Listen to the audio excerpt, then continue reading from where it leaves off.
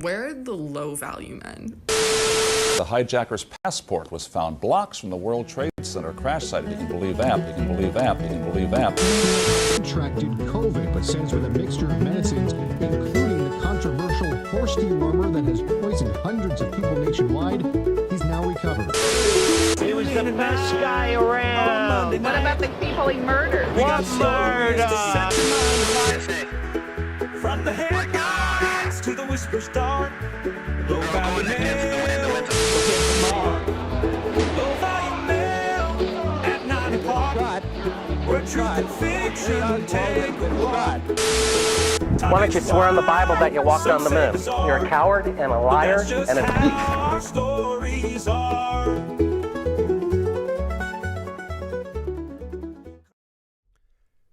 Welcome back, everybody, to an all-new episode of Low Value Mail on this Monday, April 13th, 2026, the year of our Lord.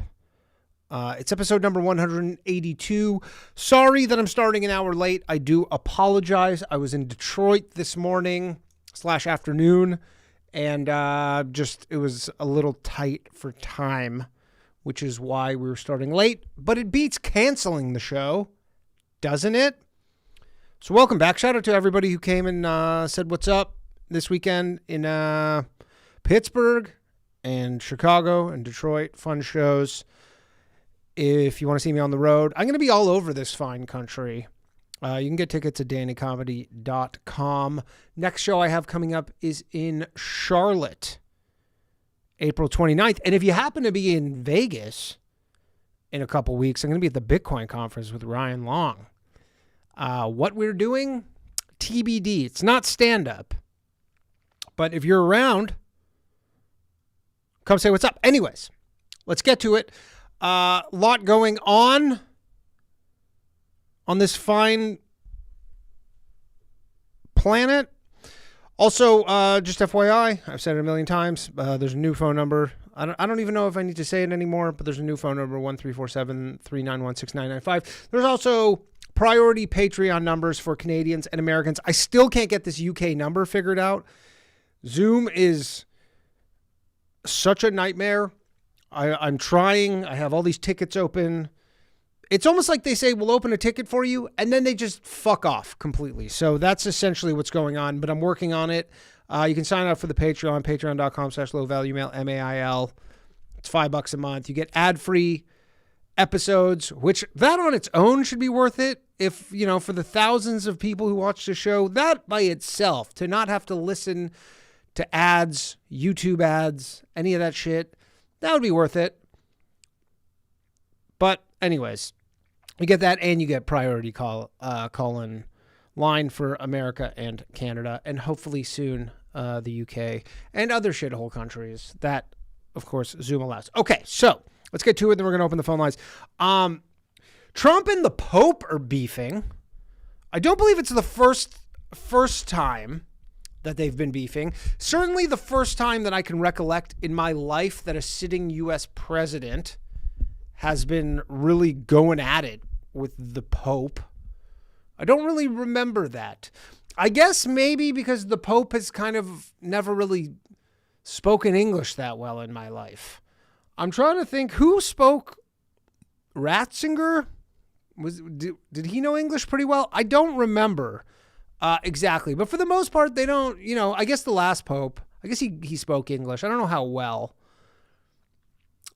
But, never been a real good President-Pope beef until now. And it's probably not the most important thing that's going on at this moment. But I'm covering it, and I'm sure some of you have seen Trump angered some of his base, at least, after shit-talking the Pope, and then, I think it was today or yesterday, posting a meme depicting himself as none other than some of your Lord and Saviors, Jesus Christ. Here's a truth from Donald J. Trump, from the account of Donald J. Trump over on True Social. Pope Leo is weak on crime and terrible for foreign policy. He talks about fear of the Trump administration, but doesn't mention the fear that the Catholic Church and all other Christian organizations had during COVID when they were arresting priests, ministers, and everybody else for holding church services even when going outside and being 10 and even 20 feet apart. Wasn't that during the Trump administration, the first one? Wasn't all that stuff that he just explained about people getting arrested, wasn't that during the end of the Trump administration? He goes on to say, I like his brother Louis much better than I like him because Louis, I don't know if it's Louis or Louis, is all MAGA. He gets it and Leo doesn't. I don't want a pope who thinks it's okay for Iran to have nuclear weapon. And then it just goes blah, blah, blah, blah, blah, blah, blah. He says, I don't want a pope who criticizes the president of the United States because I'm doing exactly what I was elected. I don't know about that, but he says in a landslide to do setting record low numbers in crime and creating the greatest stock market in history. You hear that, Pope Leo? You hear that? Greatest stock market in history. There's never been a better stock market. Pope? Does the Pope own stocks? Doesn't he take some sort of vow of poverty? Or am I conflating that with him just having to kiss dudes' feet? I don't know. I don't specifically remember. I don't know. I don't think the Pope is too concerned with the stock market. I know that the Vatican City is very rich. I know they got tons of cash. I'm sure that the Vatican as like a corporate entity owns lots of stocks. But anyways, he goes on to just really fucking lay into the Pope. And just to fact check Donald Trump, he is correct, by the way. Pope Leo is in fact weak on crime. The Vatican City, you can look this up because I just looked it up because I was curious. Highest in the world per capita crime rate, technically, because technically it's like its own country or whatever. Highest per capita crime rate in the world. It's mostly pickpockets and petty crimes, but that doesn't change anything. Pope Leo, you heard it here second, fact-checked, weak on crime. And he could clean that shit up. He could clean that shit up tomorrow if he wanted to. But he doesn't want to. He wants he wants your grandmothers getting pickpocketed by some swarthy individuals. Dare I say a gypsy? Although I think we covered that you're not allowed to say that anymore. That's a slur. You're not allowed to say gypsy anymore. But here's the thing. Trump hates people. He just hates people who disagree with him, right? That's the main thing. If you disagree with him, he doesn't like you. But, running a country and running a religion, is that what the Pope does? Pretty different things, I would say. Also, I feel like I'm clipping a little bit here. And I hope that none of my Catholic listeners take this in the wrong way. Who gives a shit what the Pope thinks? I really don't think he's as influential as people think. Maybe I'm wrong. Maybe I'm out of pocket. But I don't think he's quite as influential as people think he is. Is there some 30-year-old sitting around I was just waiting for the Pope to chime in before deciding what I thought of this whole Iran thing? There's probably some 70-year-olds and some 80-year-olds, probably your grandparents might care what the Pope thinks. But does anybody in their 30s or 40s, do they really give a shit what the Pope thinks? Do they?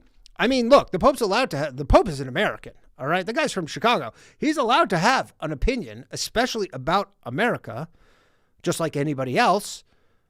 But do not forget, Donald Trump in 2024 got 77 million votes, okay? Do you know how many votes the Pope got? I looked it up. I was shocked. You know how many votes the Pope got?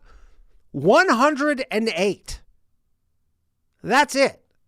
He got 108 votes. That's how many votes you need to be Pope. Now, it was 108 of 133, so he's like, good amount as a percentage. But in nominal terms, it's no 77 million, that's for sure. And also, like, what's the Pope supposed to say? Hey, everybody, love your neighbor. Also, it's pretty sick how America destroyed Iran's Navy. Wasn't that awesome? People on Truth Social, though, they were not happy with the Jesus meme, which is very rare for Truth Social. When people say things are an echo chamber, Truth Social is maybe one of the greatest examples of that. There's a lot of dick riding, a lot of ball washing going on Truth Social. Very, very rarely. And maybe I've never seen it before. Maybe some of the Epstein stuff was the first time there was any sort of fracture in terms of people who actually follow and comment on Trump's posts on Truth Social.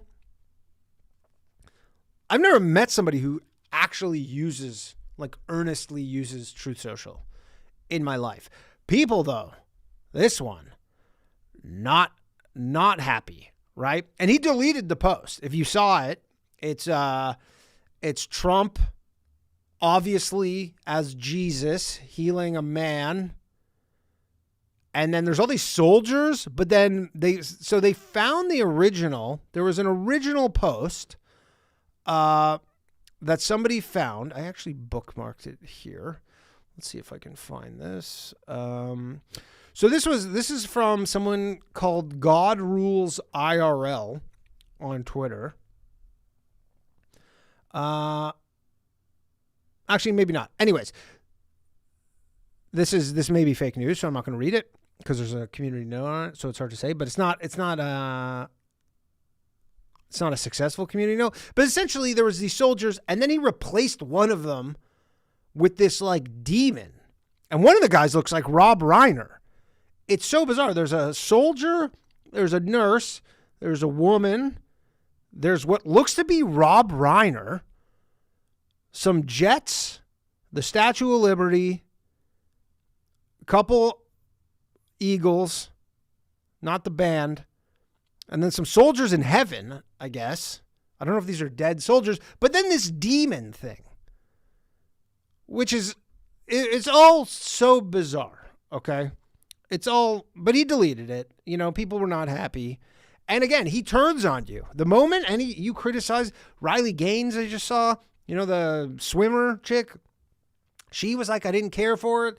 And then someone asked him about it, and he's just like, yeah, she sucks. He does not take even the slightest bit of criticism.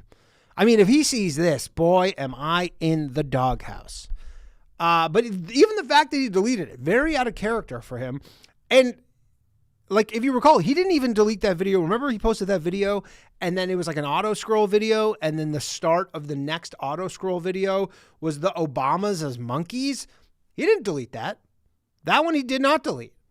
This one he did. And he didn't even really apologize after deleting the post. He just said, I saw it. I thought I was being characterized as like a doctor helping people. I didn't realize what every other person on earth did, which is that I was Jesus.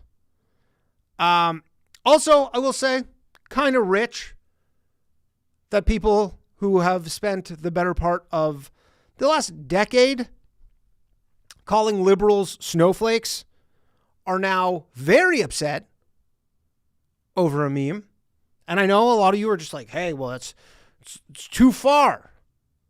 It's too far. Well, funny how that works, right? People aren't snowflakes until it's something they care about. And then all of a sudden, snow's flaking. It's fallen. Tell me what you think about this. I'm going to be opening the phone lines very shortly.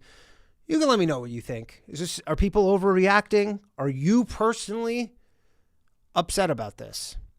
I saw a lot of people on the internet not happy about it.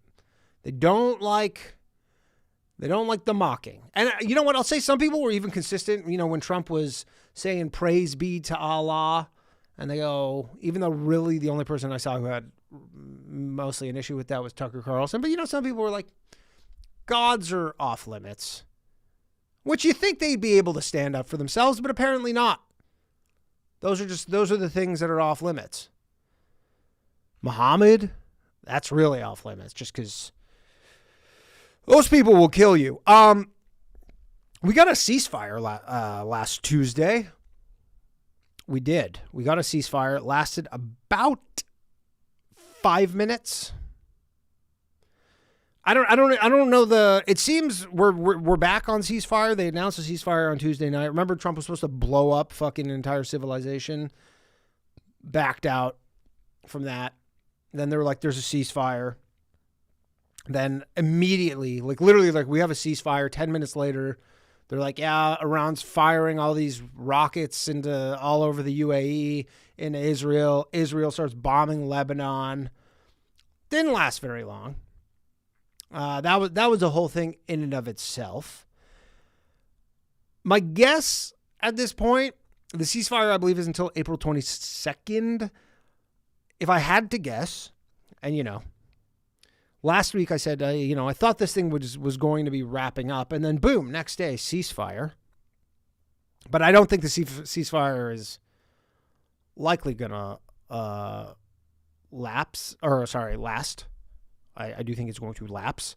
And the war will restart at some point, probably April 23rd. Trump, I will say, Trump really did not factor in with this war something that should have been pretty obvious based on previous Middle East conflicts, specifically that Islamists are not only willing to die for their cause, but they're actually kind of pumped about it. They're happy to die. Like in the U.S., we lost 13 soldiers. It's devastating news. It's a big deal. In Iran, they're trying to run that number up as high as they can, right? Like if they only lost 13, they'd be like, we're not even trying. Are we even trying at this point? And really, it's a brilliant strategy. As long as you don't care about dying. If you do not care about dying, which is kind of, the ultimate move, right? The moment you're just like, I don't care about dying, it's very freeing. You can kind of do whatever you want.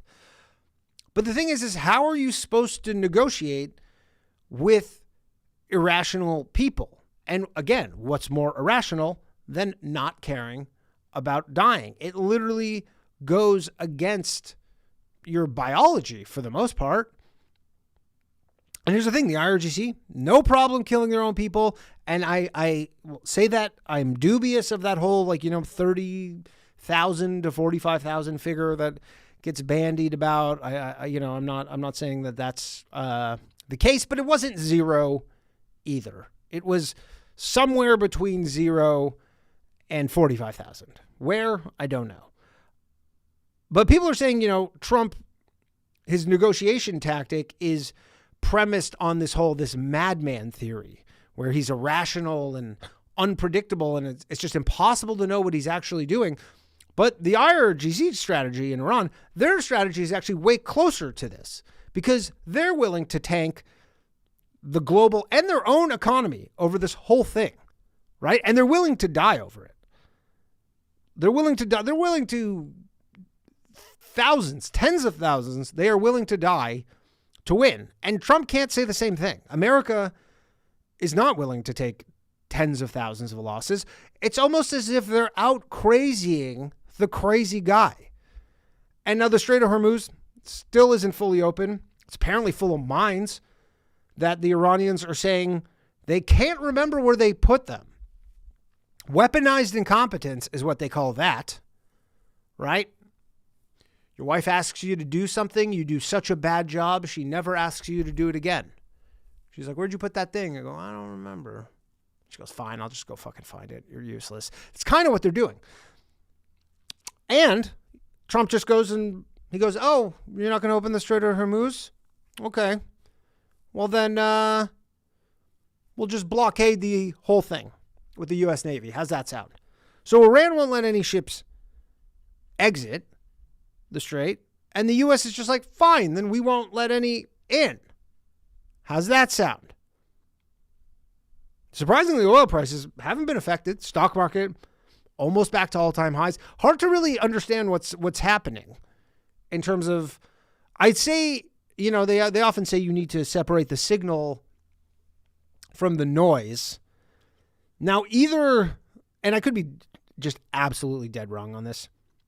You know, this could be a freezing cold take, but the fact that the stock market is higher either means we might be fucked and we just might be about to experience even more inflation than we already have on top, and just more money printing. That's why it's going up. And it's actually, you know, overall, nobody's making any more money. It's just kind of offsetting. Or this thing will just probably be wrapped up in a few weeks. But Iran wants the nukes. And can you blame them at this point? The question is will they capitulate and reach some kind of deal? I don't know. But at least we're not talking about Epstein, right? Except we were last Friday. Why? Because Melania Trump held a press conference to announce that she just was like, hey, everybody, Friday afternoon press conference, unscheduled. Hey, just wanted to let everybody know, I wasn't friends with Jeffrey Epstein or Ghislaine Maxwell. I just want to let you know that. She sent her an email. Said she finished it with love, Melania. I don't usually finish emails with love, Danny, to people I barely know. And considering how much of a pain in the ass this has been for the administration, you'd think they would just want to avoid dredging this up again as much as they possibly could. Just, you know, nobody talk about it. It'll go away. Unless the point was to get us talking about this instead of Iran, which is possible. I do often wonder if Trump ever just says or posts crazy stuff like this Jesus meme, because he just knows that that's what we'll be talking about. That's the new thing. We're just a bunch of we all just have ADD. We saw a new shiny thing and we're just like, this is what we're on right now. So that's all I got. I'm going to open the phone lines. I'm going to read, I think there was a super chat that I will read. There was two. One of them, hold on a second. Phone lines are now open, everybody. 1-347-391-6995. Patreon number for the Patriots. Has anybody done that before? Howling Kenny Rogers says, good luck at the crypto conference. Heart Israel flag. Thank you. I mean, I don't even know what we're doing there. I think we're doing like a live 30-minute podcast kind of deal. I don't really know. And then other handle was something. I can't read the whole thing. It doesn't show me the whole thing. That's weird. Says, you mean the people who vote care about what the Pope says? I don't know. Do they? Do people really care? You guys tell me. I'm just a Jew, okay? So I definitely don't care what the Pope says. The Pope has never had any bearing on anything in my life, ever. Do you guys? If the Pope, isn't the Pope just kind of recycling platitudes mostly? Isn't he just like, be good to your neighbor, give to charity, just like be a decent person, which is a good message. I'm not opposed to anything the Pope says, but he's kind of, no pun intended, talking his book up. That book being the Bible. But, you know, do we ever get hot takes from the Pope? It's all just like, yeah, no person's illegal.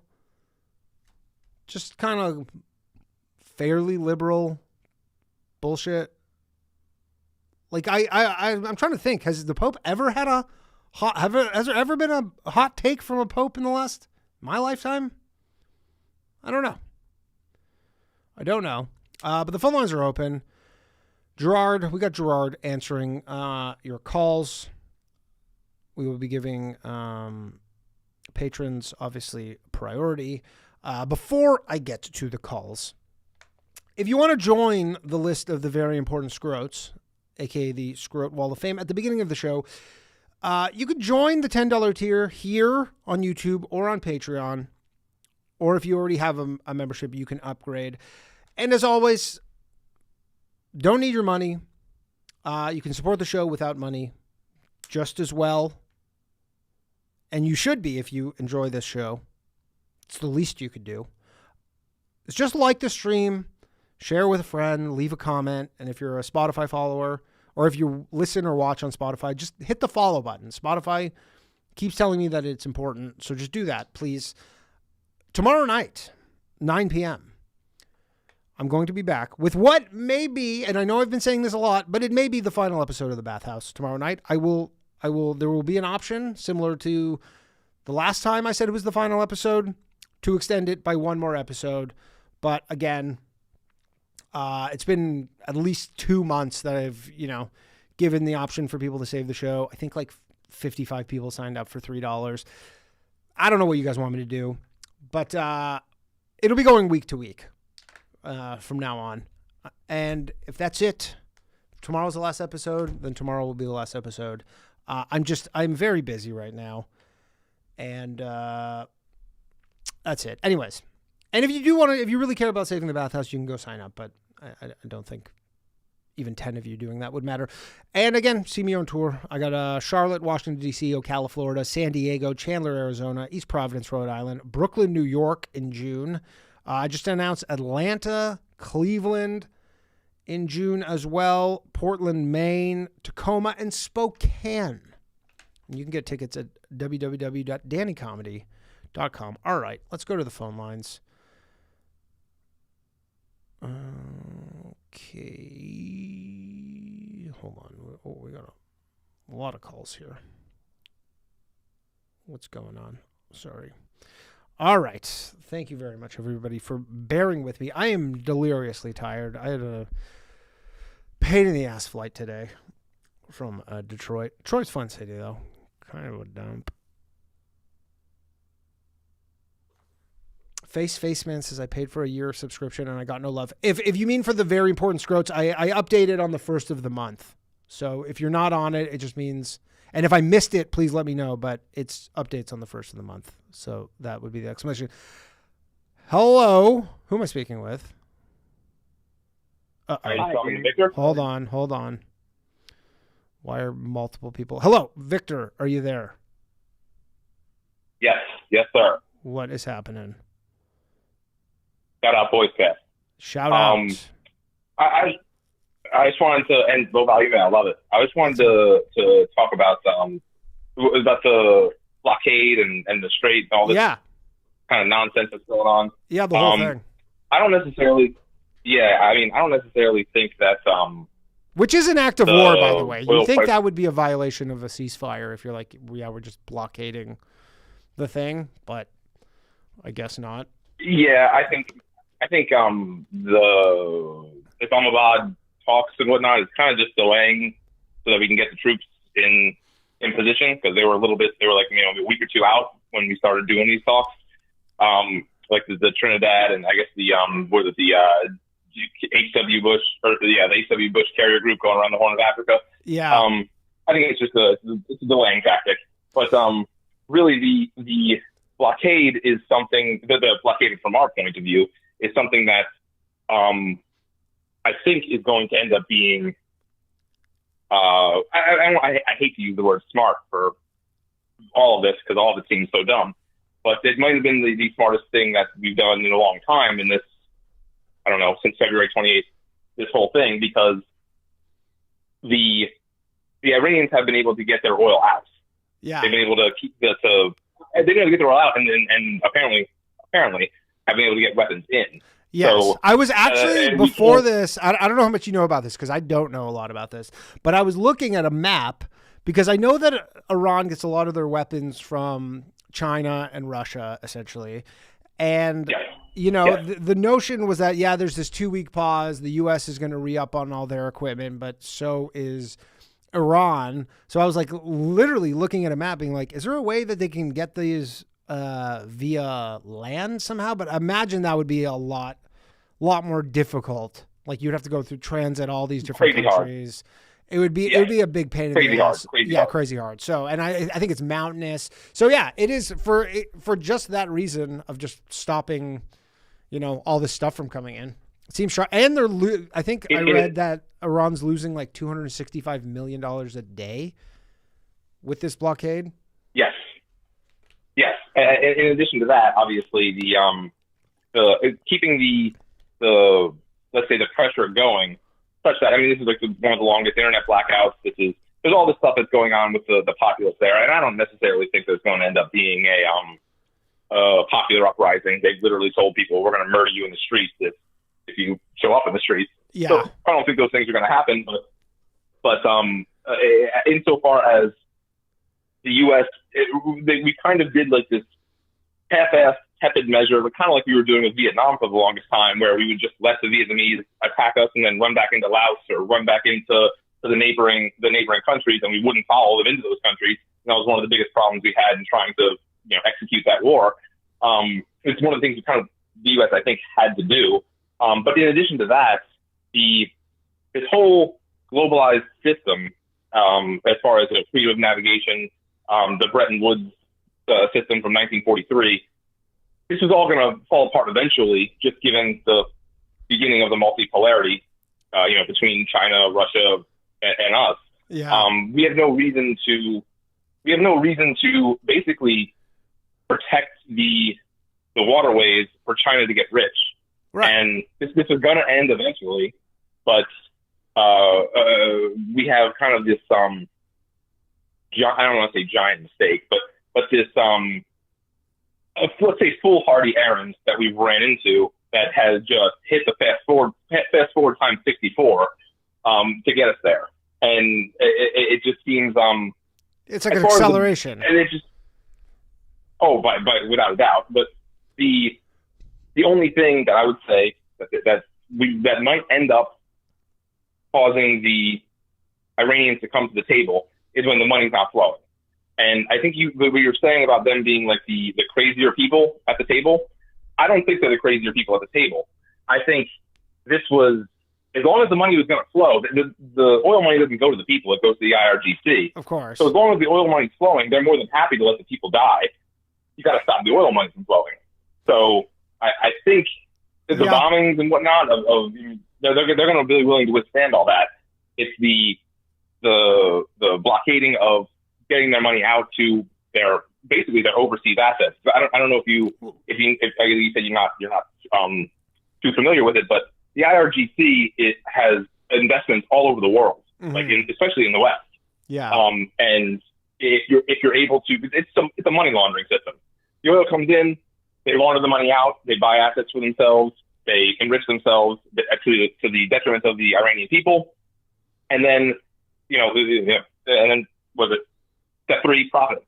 So they just that's their whole scheme, obviously, and just exporting their proxies and whatnot.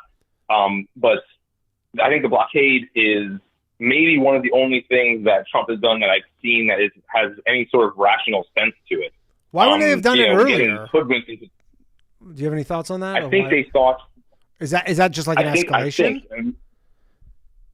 I think they thought that, we're going to kill their leader, we're going to bomb them a bunch. I think this is what I believe Rubio and I don't know if it was Hegseth, one of the other guys high up there, said that on February 11th, the Israelis, Netanyahu and like his whole, I don't know, the defense minister and the IDF and whatnot, were trying to convince the U.S. to do a full ground invasion on February 11th. So about 2.5 weeks before the war started.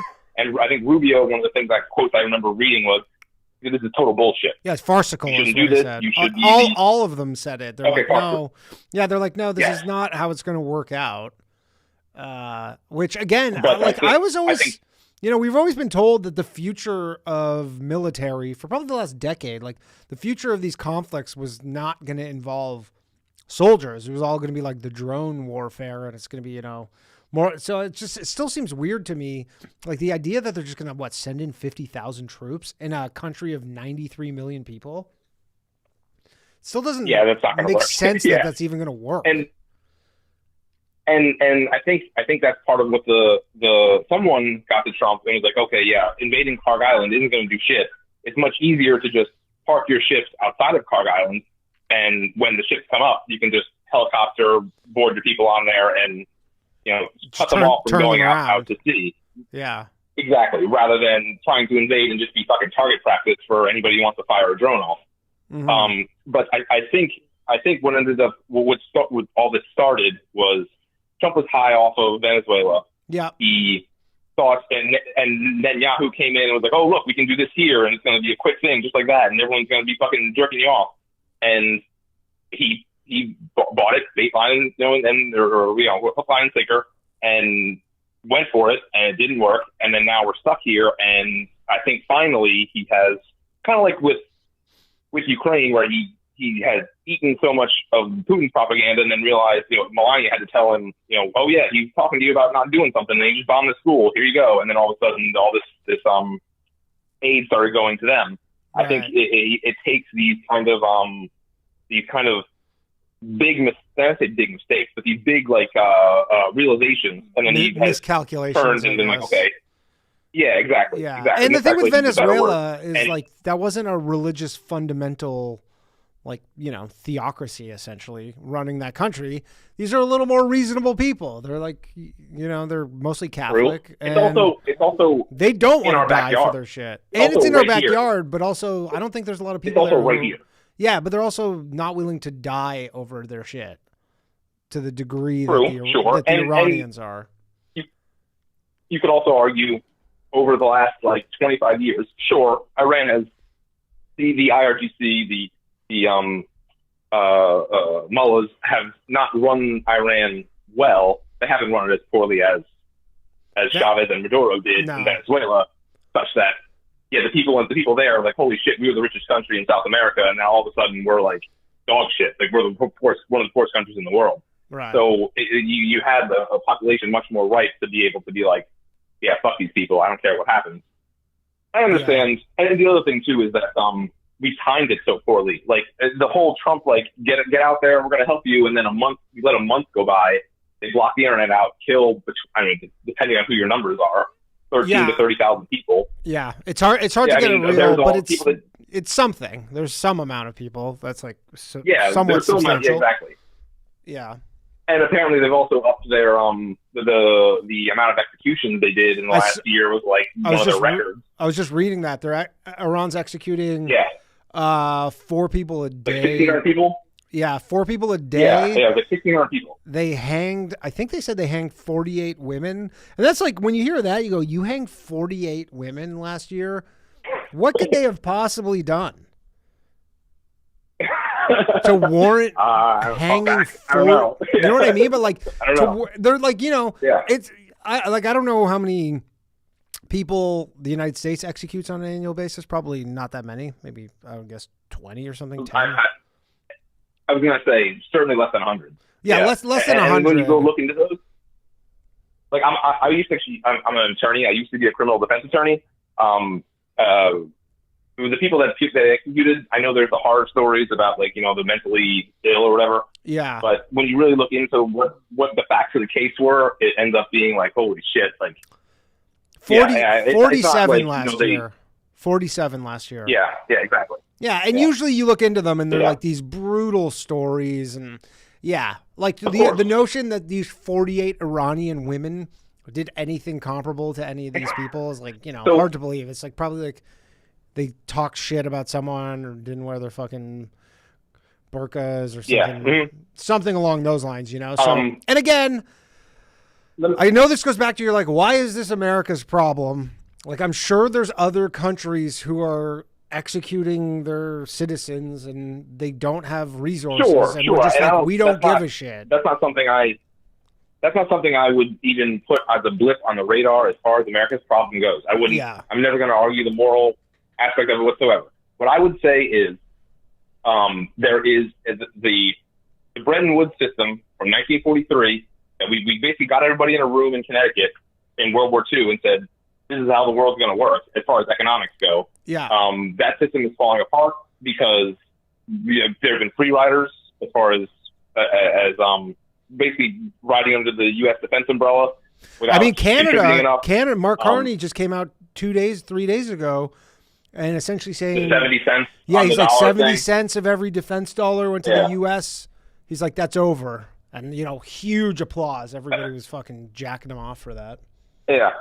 And I mean, whatever. I mean, that's going to play politically. I mean, that's as far as the Western Hemisphere goes, I think I think anybody, Canada, Mexico, I think everybody, that you're going to have to fucking toe the line. But as far as the world goes, I think this globalized system for transit that the U.S. was going to protect, because we had like 500 destroyers in the U.S. Navy at the end of World War II. No other country had a Navy. Mm-hmm. No other country had a Navy. But we've gotten down, I think we have about like somewhere between 60 and 80, depending on what's in maintenance or not. We don't have the Navy to patrol the world's naval passageways anymore to protect trade. Everyone's just been protecting trade because it's been convenient since the end of the Soviet Union. You've seen this with Russia. Their tankers getting interdicted either by drones from Ukraine, by the Scandinavian countries, or some of the Western European countries, or just us. Right. We don't have an incentive to protect the world trade anymore. And honestly, I think it's something like less than 5% of the U.S.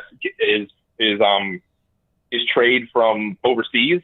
Most of the trade between the U.S. is Canada and Mexico. Those are our two biggest trading partners by far. Yeah, by far. We're more than happy to watch the trading, to watch the world trading just burn, because it's going to fuck everybody else way worse than it's going to fuck the U.S. So this is all going to happen anyway. So we're just Trump speeding hit the up. acceleration button times 54. Yeah, fuck it. I mean, I think that's where it's going. And not to say it's a good thing. You don't want to see people suffer, but I mean, it's where it has been going. If you look at all of the last, 5-6 presidents since H.W. Bush, every president since him has been more isolationist. Obviously, you have an aberration with with the bullshit in Iraq and Afghanistan, but. Sure. Insofar as economics go, certainly much more insulationist. Trying to limit our exposure overseas. And then you look at, even like the transition between Trump and Biden. Biden kept all of the trade restrictions and tariffs and whatnot that Trump put on China. In the first term, he kept that all in. Yeah. He's like, we're gonna tear everything out. Trump is he's this cancer in government. Oh, but we're gonna keep that. Right. And it's because both parties agree. Like this is all. It's an archaic system that the U.S. It's time for a redesign. For the longest time. Yeah, it's time for a new system. And God help us, what the hell is going to be on the other side? Because who the fuck knows? Yeah. But anyway, $1 million I think the question. blockade was one of the strongest things. Well, sorry, yeah. Cool. Sorry, say that again? You said $1 million question. I thought you were going to ask a question. No. I'm saying that's the $1 million question is what happens. Oh, after yeah, all got this. you. All right, I got to let you go, though. I got to get to some other callers. Thank you for calling in, though. It was good talking to you, Victor. Victor, everybody. All right, let's go to some patrons. Someone who unmuted themselves hung up. You can call back if you want. Hello. Hey, Danny. Cole from Peoria. This is Cole. That's true. What's happening? You said there's a lot going on this fine planet. Oh, yeah. The first thing I'd say is you're confused about why Trump's trying to fuck with the Pope. Yeah. Well, I'm not confused. It's like the Pope shit talked him, so Trump. Any person who shit talks Trump, you get on his shit list immediately. There's no exceptions. Right, but why did for some reason he thinks it's on his docket, right? Mm-hmm. And it's not just because Trump's an asshole. I mean, not that he isn't. It's American point of culture versus Canadian, Russian, Jewish ignorance. This is my point. So Trump and the Pope are beefing. This is classic American Protestant versus papal or papist. Have you ever heard that term, papist? I think so, yeah. I know the whole Catholicism, Protestant. If you ever meet a Catholic, just call him a papist.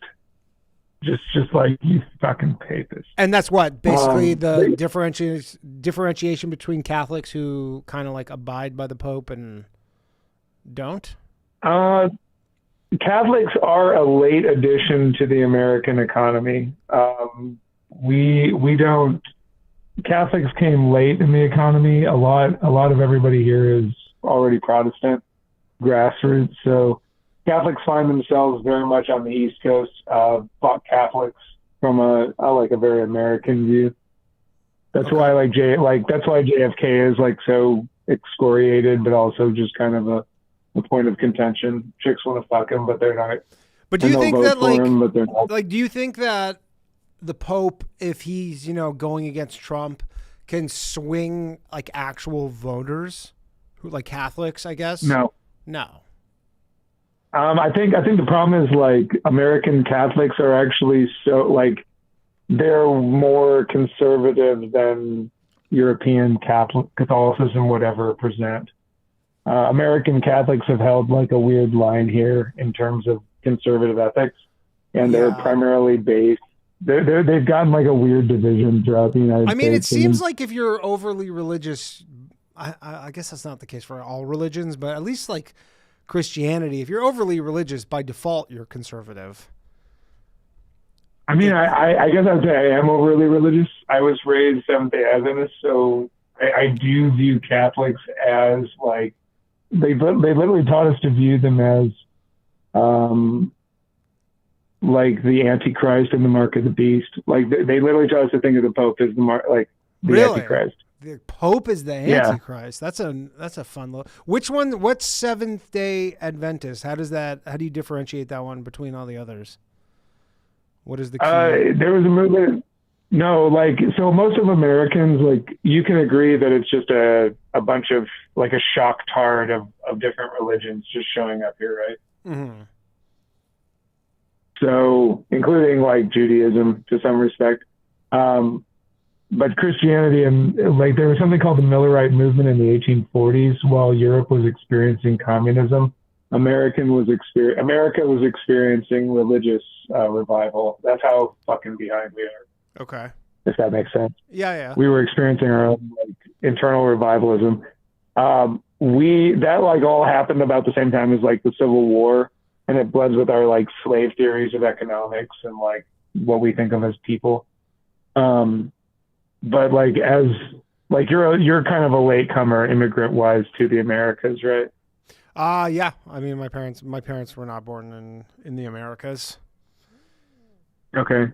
So like if I say to you like my Irish ancestry, somebody might say like, oh, you're like Irish, so therefore you can make some statistical claims about me. And you're like, well, no, my ancestors were ancient, like old school Irish sailors. They came here as individuals. They eventually became slavers and slave drivers and came up through the American Middle South. And then people go, oh, that's not like Boston Catholic Irish. Yeah, you're like old stock. No, it isn't.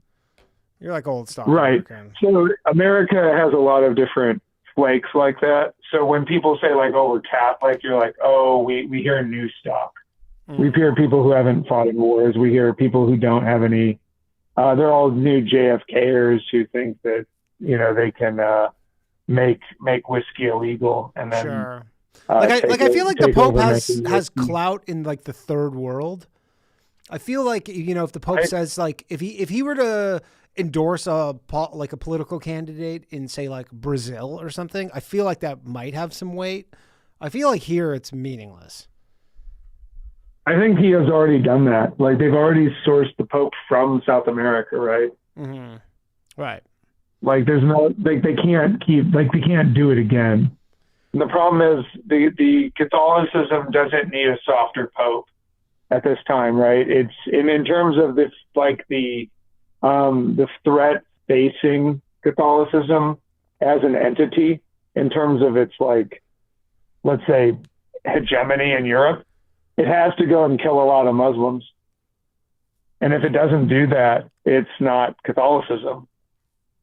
It doesn't function the way Catholicism has historically functioned. Yeah. And if it doesn't do that, then I would say it's not really Catholicism.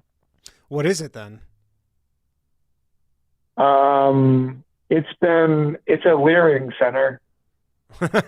Just a giant scam. Yeah. Yeah. That does seem, yeah, it does, again, because, the Pope he's very revered, but at the end of the day, you're like, yeah, he's just overseeing this. I'm saying this is why American Catholics are so kind of opposed to him, because he's made a lot of concessions to trans logic and other things.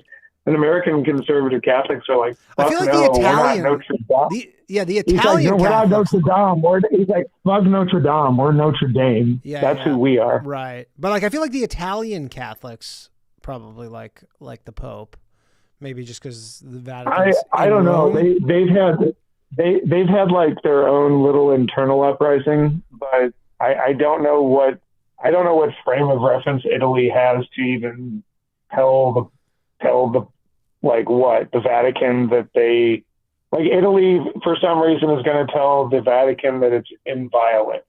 It's like, no, this is where like 80% of your tourism comes from. Absolutely. Otherwise, everybody's just to eat olives and eat cheese full of maggots. Yeah. I mean, I was in Italy, this was like 10 years ago or something, when I think whoever the Pope was at the time, he essentially was kind of like open to gays in Catholicism. And it was I remember in Italy, people were not happy about it. But it did seem like a desperation move. Like they're like, yeah, we just need more people. I think the problem is like the Catholicism has nothing really new to offer, and so what ends up happening is they start exposing the internals to like the internal expression of religion to the external expression of religion. Does any religion have anything new to offer? I mean, at least the Jews keep the internal secret. The whole point is not to let the producer be exposed to the consumer of the product, right? Sure. So in terms of Catholicism, they've made peace with like exposing transgenderism and all this crap, and you're like, okay, well, what mystery is there left for you to? They've exposed all this mystery, and they say, okay, what mystery remains? You're like, none. Yeah.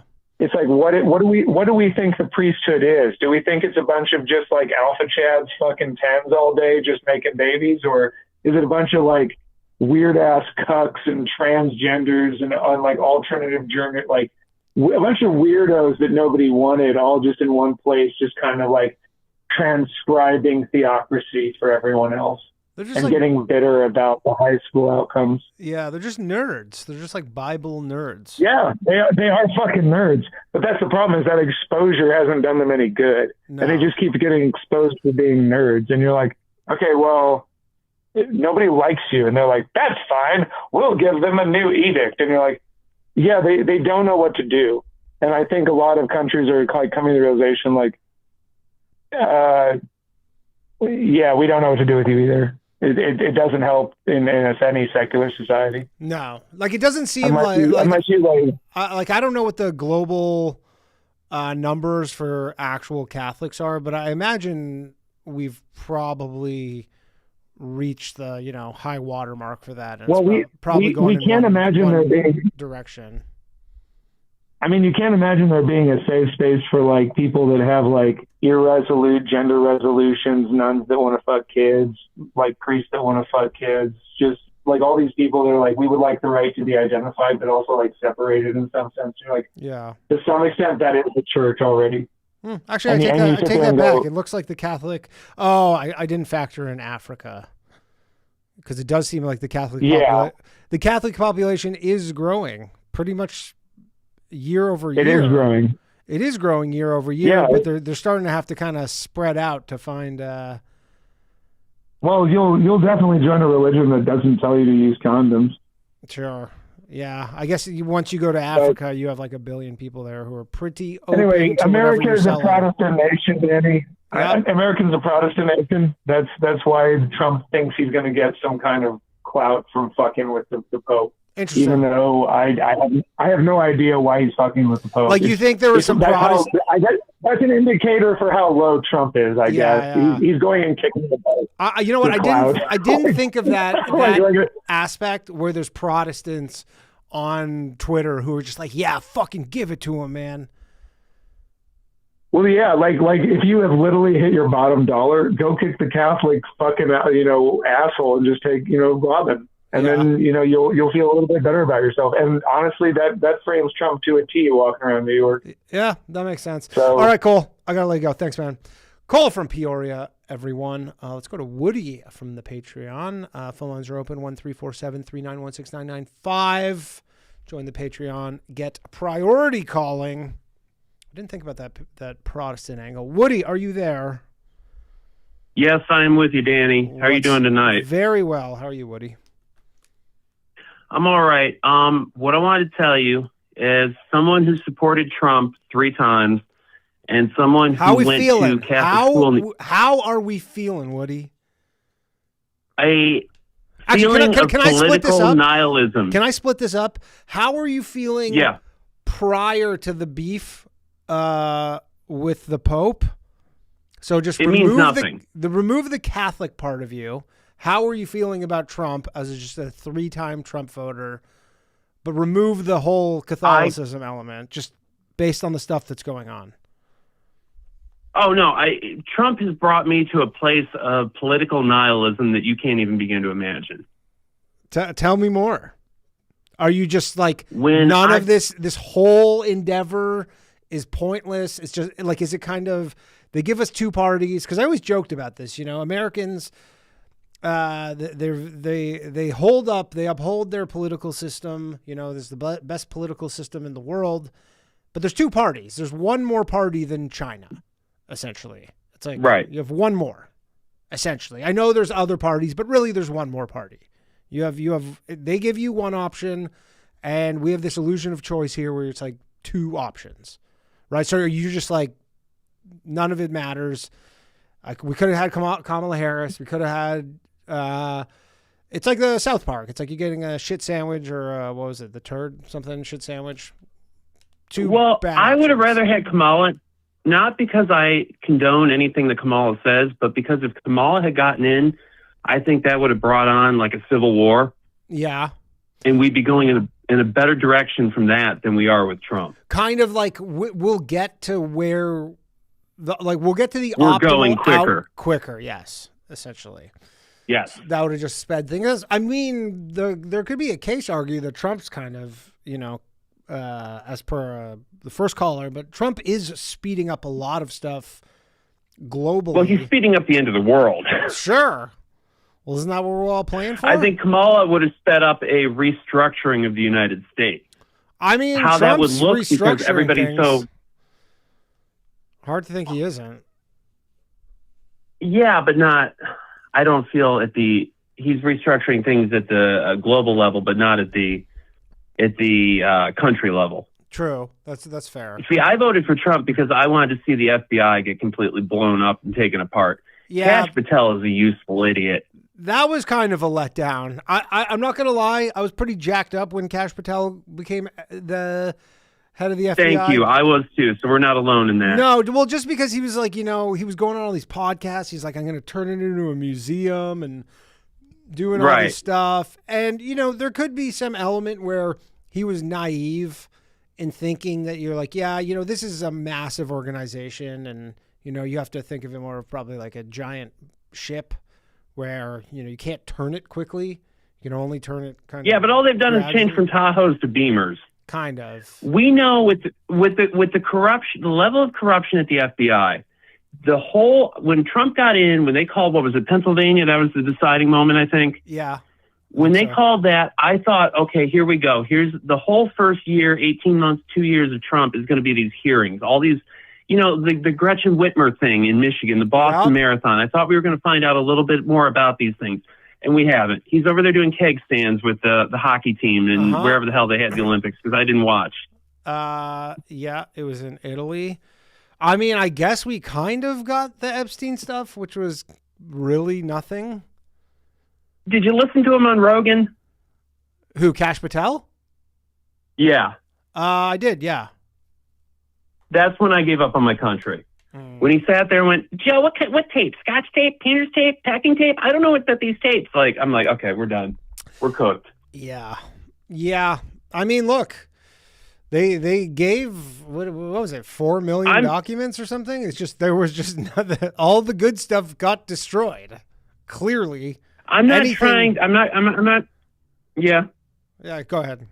That was just No, I was going to say, I'm not trying to get super personal here, but I had a personal issue myself where I saw on a firsthand basis the malfeasance of the FBI and how broken they are. Oh, let's hear it. And that's if you can. No, I'm fine. I'm fine with it, Dan. It's a bit of a rabbit hole. I'm happy to share with you. Let's hear it. I'm from Cleveland originally. I live there right now, but I moved down to Tampa Bay at the end of 2016, right about the time Trump got in. And I got involved with a young woman I met online. And make a long story short, I saw a news story about a missing baby from the area, and that happened in the late 90s. Okay. And I noticed that the girl I was dating, there were some inconsistencies in her personal story, and she bared an unsettling resemblance to the baby that they were talking about in the news. And mind you, this baby was a baby in 1997. How could an adult woman bear? How much of a resemblance can an adult woman bear to a baby? It can. About 4 or 5 months, you notice, Danny, you start to look like a little version of yourself. So okay, so hold on, So you're dating this? How old was she at the time? She must have been what? Like 26. 26. And so, how did this missing baby story get brought up? Like it was in the news again? It's a thing in Tampa Bay. They bring it up every so often and run it in the news cycle. Okay, and so you were She was dating... Jewish, as a matter of fact. Interesting. And yeah, so briefly. You were dating her. Right. And did you ever confront her about the fact that she was this missing baby? No, because she basically disappeared before I had a chance to ask, confront, do anything.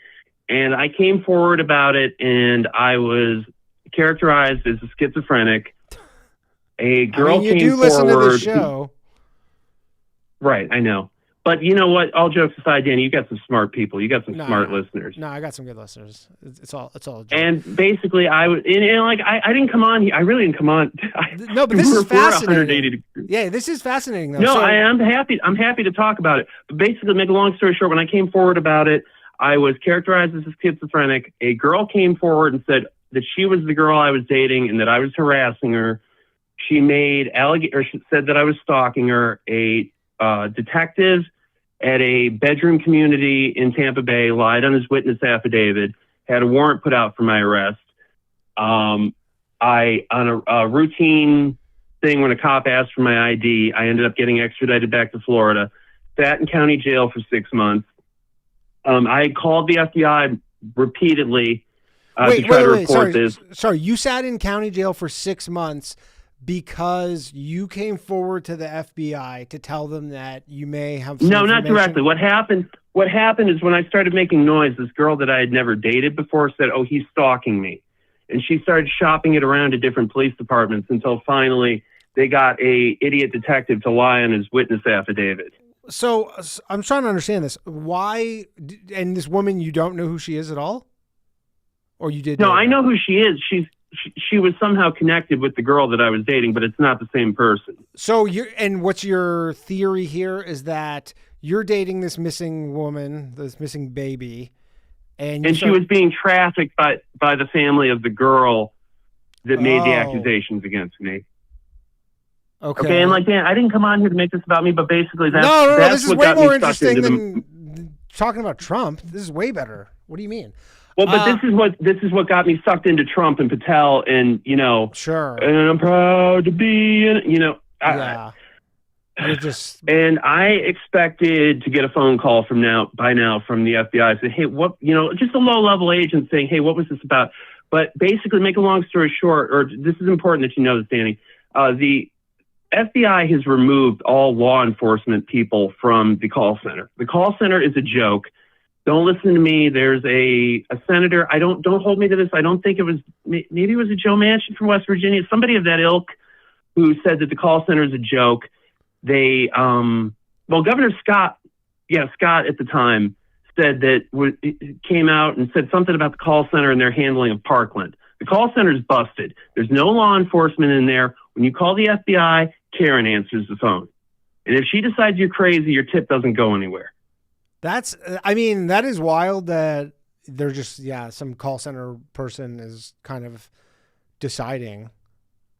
Like they don't, I thought the whole no point law was enforcement background whatsoever. Every lead, they just have to, they have to investigate. I know there's probably some physical limitations where they're like, we can't literally investigate every lead. But I mean, if this is a thing that keeps coming up in that area where this girl was, but so now she's an adult and she's she's accepted the fact that she was. No, I think she's dead. I think the government trafficked her, Danny. You think the government trafficked her? So the woman you were dating was not this missing baby. No, it was. What I'm saying is the woman. I think the woman I was dating. Yeah, because she disappeared, and then this fat chick who bared somewhat of a similar resemblance. Or said, "Oh no, it was me he was dating. He's stalking me. He's making my life a living hell. He needs to be stopped." Crazy. And just based on those accusations, they'll put you in jail in this country for 6 months? No, what happened was a detective lied on his witness affidavit to give a judge probable cause. He said, I made a credible threat against her when I didn't. You have, unless with the police in America right now, unless they murder a black person with 12 cell phone cameras around, there is no disciplining the police. Okay. Yeah. And so basically I understand where a local sheriff's department or a local police department will go rotten or they'll have bad detectives here or there. But that's when the FBI is supposed to. The FBI had this case from day one. And okay. And it seemed like, you were just trying to help. That's the most annoying thing is when you're like going out of your way to be helpful. Well, I wanted to help. Obviously, I wanted to help, and there was empathy wrapped in it. But a lot of it was also being a incel who has trouble with girls. And I'm like, I connected with this chick. We're going to find her. Right. She's the one that got We're away. We're going to make this right. More than once. Right. More than once. Right. She got away when she was a baby, too. Crazy. So who are you just checked out as a voter for the I'm checked out as a voter. It took everything I had to have any optimism because my mom is just far MAGA, far right. Melania's dresses had meanings, that whole thing. Okay. Like almost a QAnon. Like borderline. She's still as Q now in 2026 as Q was in 2017. That's crazy. Okay. The Tomahawk, Danny, listen to me. The Tomahawk that killed those 208-year-old girls in Iran. Yeah. Was trafficked from Ukraine. Okay. We didn't shoot it. That's her opinion. Gotcha. Yeah, they have an answer for everything that can kind of keep their worldview intact. Yeah. Yeah. So I'm completely checked out. Is she on Truth Social, your mom? I'm sure. She's on Facebook all day talking with all these, quote, they call themselves patriots. Patriots, of course. Yeah. The Patriots. Damn. Well, dude, that sucks to hear about the court thing, and really everything else. But hey, I just want to tell you one thing, though. Yeah. I am going to go down to Eurogyro in Kent and push Rube shit in and do a way better 5 minutes than him. Do it. Go down to Eurogyro. I'm going to. Rube messaged me the other day. He saw Ray DeVito there. He was doing comedy with Ray DeVito. Yeah, I wanted to ask about that. I was asking in the group chat. Ray DeVito said something to him on the last episode of the Bathhouse about how he was going to give him the names of like open mics in the greater Cleveland area. I kind of got blacklisted from the open mic scene in Cleveland. I was wondering, could we get that in the chat? Like, because I'm guessing if Ray DeVito and Rube and you and all that is maybe less. I think Rube is in there. Do you have Twitter? I have Twitter. Yeah, I tweeted Ray DeVito today asking about it. No, go tweet. Rube Star is the Rube Star on Twitter. You can message him. The Rube Star? Yeah, you guys can hit open mics together, man. I would love to. Hit him up. I'm sure he will welcome you. All right. All right. Thanks, Woody. Woody, everybody. All right. Do we have any other patron? Oh, here we go. Got one more patron, and then we'll get to the rest of you. NotMatt, what's happening? Hey, what's up? What's up? I'm not the rest of them. Not the rest of them. No, I wasn't going to call in tonight, but that first caller got me fired up. Got you fired up. What did he get you fired up about? Disagreements? Agreements? The disagreements. It's the thing I was explaining to you about, like, why why more people aren't libertarian is like they miss multiple order thinking. Like the whole other countries are freeloading off the U.S. It's like, I mean, in some sense, yes, but when your currency is the global reserve for any transaction, effectively, like the C note is synonymous with transactions. I mean, literally, if anybody's ever, I'm sure you sound like you've traveled around the world. Oh, yeah. You can spend a $1 U.S. note in literally any place on fucking Earth. Any place. I mean, you go to, except you can for countries that are explicitly U.S. enemies. I've spent U.S. dollars in Cuba. Specifically. Cuba's not like an enemy of the U.S. or the U.S. government views Cuba as an enemy, but the Cuban people don't view themselves as enemies of the U.S. Yeah, maybe like... So, like, if you were to go to China and try and transact in U.S. dollars, like, that mentality, not the other way around. I'm trying to think. I mean, you could definitely get, like, exchange U.S. dollars there. Yeah, but you couldn't go to a market and explicitly shop in USD. I mean, you probably I don't know the legality around it, but I mean, I know it's in Cuba. The whole thing was like it's illegal in Cuba for Cubans to possess U.S. dollars, and Cuba basically came out with a peso. I remember at the time it was pegged to the U.S. dollar 1-to-1. It was essentially like Disney money because you could only spend it in Cuba, and I went there like a few times. Every time you come home with $10, 10 pesos in your pocket, and you're like, this is garbage, basically. There's nothing you can do with it. I mean, I have a drawer full of like Cordovas, Lempiras. Yeah. I have like 2 million Iranian reals. Oh, that's cool. Upstairs, like, yeah, the old one too, not the new ones. Right. But like currencies are measured against their like every currency pair is USD something. Every crypto, like all crypto is measured in US dollars. Yeah. Like if you Google like the top 10 currency pairs, 8 of them are measured against USD. The Bank of Japan measures, like they'll overshoot inflation targets to keep their currency better pegged against the US dollar. And so like to say that they've been freeloading off of us, I think is a very naive statement, because the U.S. is a services economy off the fact that we are the reserve currency. Right. Like, it's definitely, I agree. It's not as simple as just saying they're freeloading off us. It's just like a system was designed where, I'm sure they can, exploit some things to their benefit, but, the United States also benefits from the fact that they set up the system in this manner. So, correct. And Bretton Woods is not the same as the petrodollar system either. Like that, people conflate that a lot too. Bretton Woods was just that the U.S. dollar would become the world reserve currency, and instead of holding gold or precious metals, the U.S. would hold the precious metals, and other central banks would bank U.S. dollars instead of gold. Now, it seems like talking to the last caller, who's pretty, I guess, nihilistic in his words. And, there are two systems. Do you ever think about ways to because libertarianism, it is so weird that and I understand that it's like, it's really a two-party country, but do you ever think of ways that it can be made more palatable to get more people on board? I do. I think like people like Ron Paul did. Like the reason I'm a libertarian in the vein that I am, and the reason that Dave Smith is, and the reason that Clint Russell is because of Ron Paul. Of course. That's kind of like what I was explaining, that like libertarianism doesn't have to be this harsh dogmatic practice.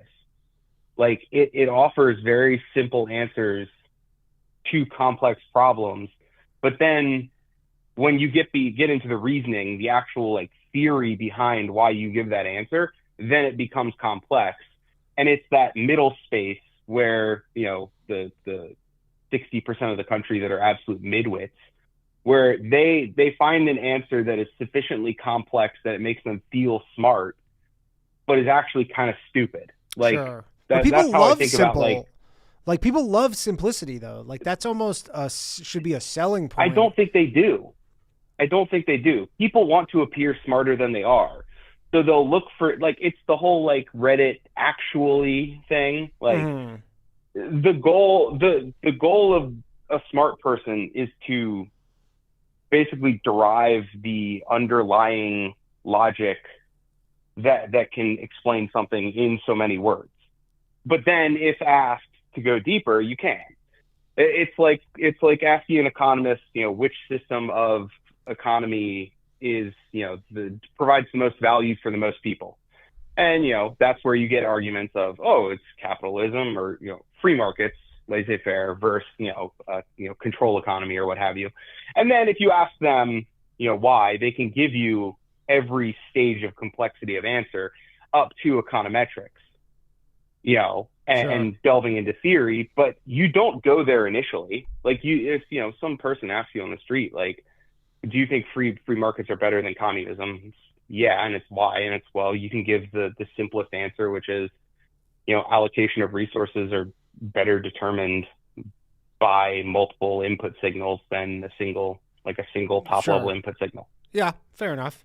And then you can go into theory. But like that's like my gripe about that. And then the other thing that bothered me about that was the what's the word I'm looking for? The almost waving of a hand, and it's just so obvious that blockading is the right thing to do, without actually taking a second to think what a blockade truly means. Mm-hmm.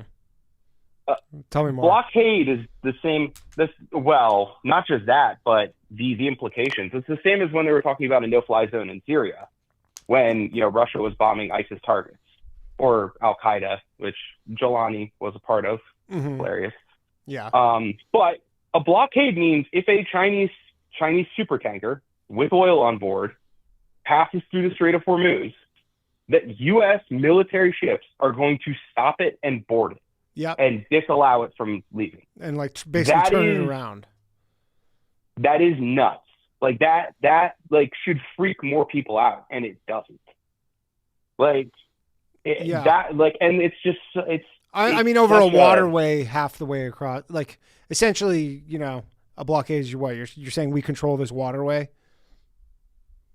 Exactly. Yeah. And the other thing, the flippantness, that's the word I was looking for. Yeah. But the other thing is if you look at the negative implications of that, it's okay, well, maybe you had 5 to 8 ships passing through every day. I think there's a really cool AI site, or it's a maritime intelligence company that has a Palantir dashboard effectively set up for AIS data, satellite tracking data. I'll blast it in the Patreon later. Flexport? No, I think they're called Wind something. Okay. Windward.ai. They're like a maritime intelligence company, and it's got a whole Palantir dashboard set up kind of thing, which I thought was cool. But like AIS data was showing, 5 to 10 ships passing through a day. Half of them oil, the other half like cargo. What's the normal volume? Like 150 or something?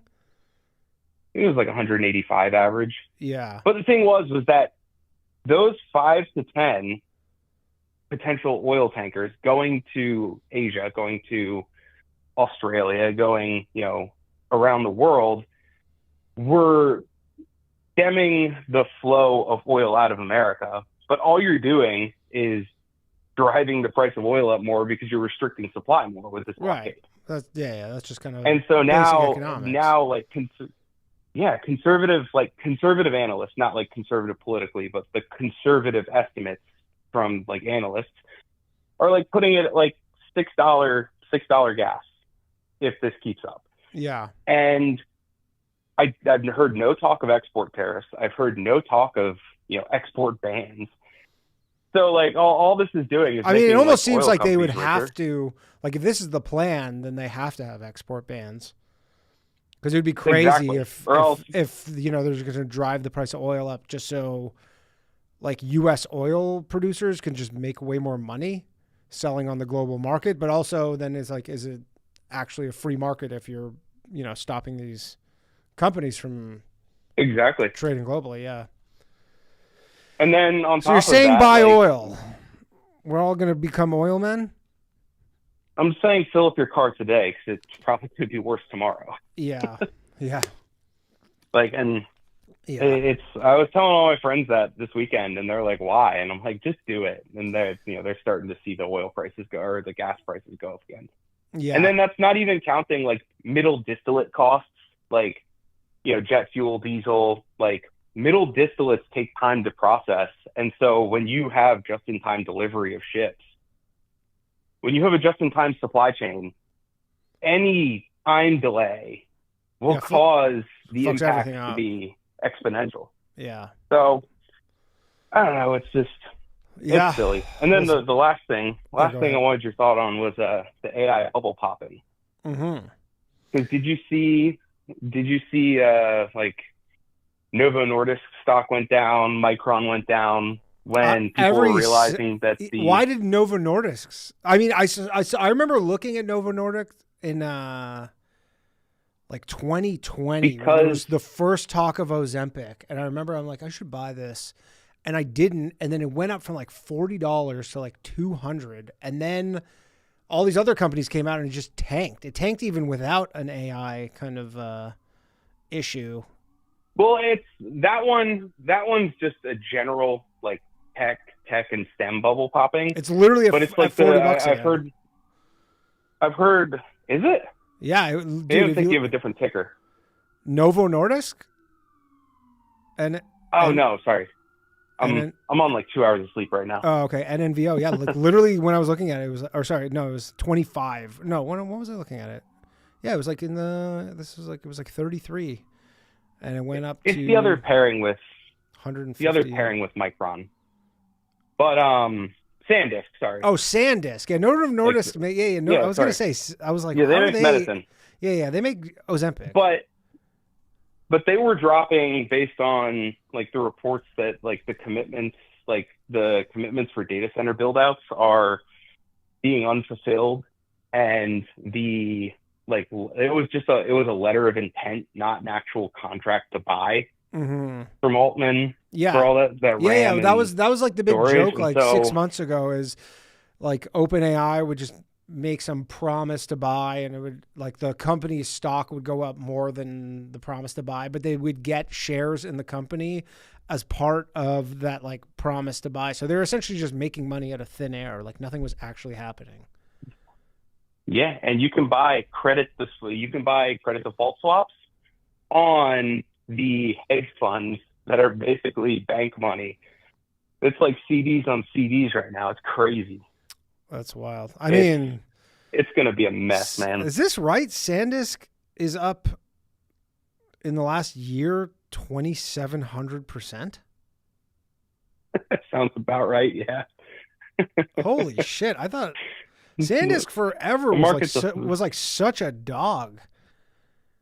Yeah, like all in the 2000s. It's not a real market. Yeah, all in the 2000s. It was. Yeah, I mean, this looks pretty frothy to me. Yeah. Dude, hard drives got cheaper and cheaper and cheaper. That's why those prices went down. And now that suddenly all hardware input costs are going up, the value goes up. And so right. Yeah, but do they actually I mean, I don't know. It seems like this I wouldn't, with the stuff AI, like it seems it's not something I'm willing to bet against. It's something I'd be fine sitting out. But actively betting against this shit is you could just fucking get smoked. I have some friends who are relatively high up in the security world, not like cybersecurity in the private sector. And they've been laughing because Mythos is like a joke. Like the whole, like the reason that they didn't like reveal it to the broader ecosystem is that you gave actual cybersecurity experts it, they would be like, no, this is like a piece of shit. Like, yeah. Like, well, this isn't didn't they gonna have some replace whole the system. thing where they were letting like all these central bankers and heads of bank were like meeting, and not secretly because it was announced, but they were having these meetings to see like how this would affect. I think the Canadian government had some meeting, and they were all tying it to the release of Mythos and how this is going to be, you know, the end of the world. But the way, like, think of it the other way.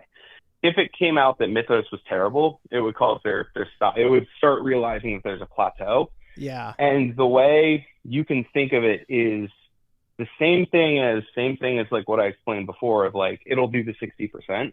Mm-hmm. If you were to put the code, like the file where Heartbleed was an exploit that was, I think, like 10 years ago at this point.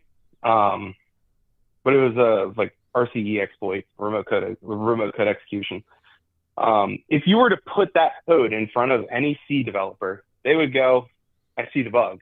Mm-hmm. But it gets passed over because you're flipping through so much stuff and your attention isn't fully dedicated to it. And so that's effectively what Mythos did, is they put it in front of stuff where they're like, hint, hint, there might be bugs here. Go look for them.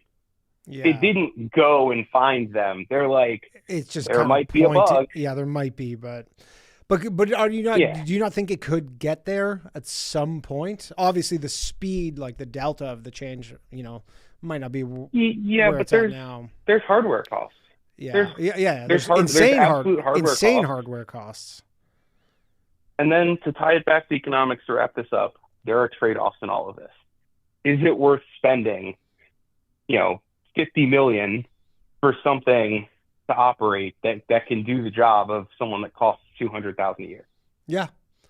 Yeah. I mean, dude, there's people like, you know, you with the OpenClaw stuff where there's people who are saying like, hey, my OpenClaw already costs like more than if I were just like in tokens, just like if I just hired somebody to do this stuff. Yeah. And you're like, okay. Exactly. And That's the thing, is it's all hype. Yeah. And the second it gets to like costing like the actual non-subsidized cost, then I think the bubble's going to pop. I mean, and then when people realize that it sucks. Even since I've started using Claude, they've lowered the limits on the Pro plan so much. Not maybe so much, but like noticeably, where before I was using it and I could just keep using it. Now sometimes I'll use it for half an hour and I'll hit my like 4-hour session quota in like 30 minutes. I was like, I don't remember hitting this quickly before. So, and it's obviously because they're subsidizing it. NotMatt, gotta let you go. Great talking to you as always. Amen. Peace. NotMatt, everybody. All right, let's go to, we got a little blast. Oh, sorry. We're going to go to Billy and then we're going to go to Abdul from Minneapolis. Billy's a patron, so we gotta get to him. Numero uno. We had a super chat from Poison1553 says, for a bunch of low value males, these guys do a pretty good job of explaining their worldviews. I feel lied to, Danny. You know what? Me too. Billy. Danny. What's happening? Dude, I cut part of my goddamn thumb off. Well, how'd you do that? A fucking welding table. I'm doing this big job for a church, and I was pushing I got these real fancy welding tables. Yeah. I was pushing it around, and the leg fell a half an inch off a piece of steel and ripped my fucking thumb from the base of the nail all the way off to the tip. Just sheared it right off, man. Like, damn. Smashed it off. Anything they can do for that? Was over. No, not really. They gave me like a bunch of Vicodin, but no, I meant for like, can you like put it back together, or do you have like a mangled thumb, or? Yeah, I'm gonna have like a little retarded looking thumb, I guess, and a little tiny nail.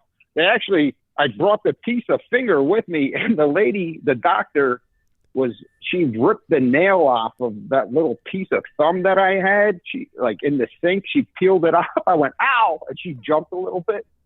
She glued it back on where the nail like used to be. Like, could you see your bone? To make it like, oh yeah, it was sticking out like a little piece, and then the bitch starts cutting it. Like lidocaines my thumb up, and then I hear like this snipping, and I got my eyes closed, and I'm like, well, I don't want that. She's like, oh, I'm just trimming the bone down. I'm like, why the freak did you tell me that? Now Oh my God.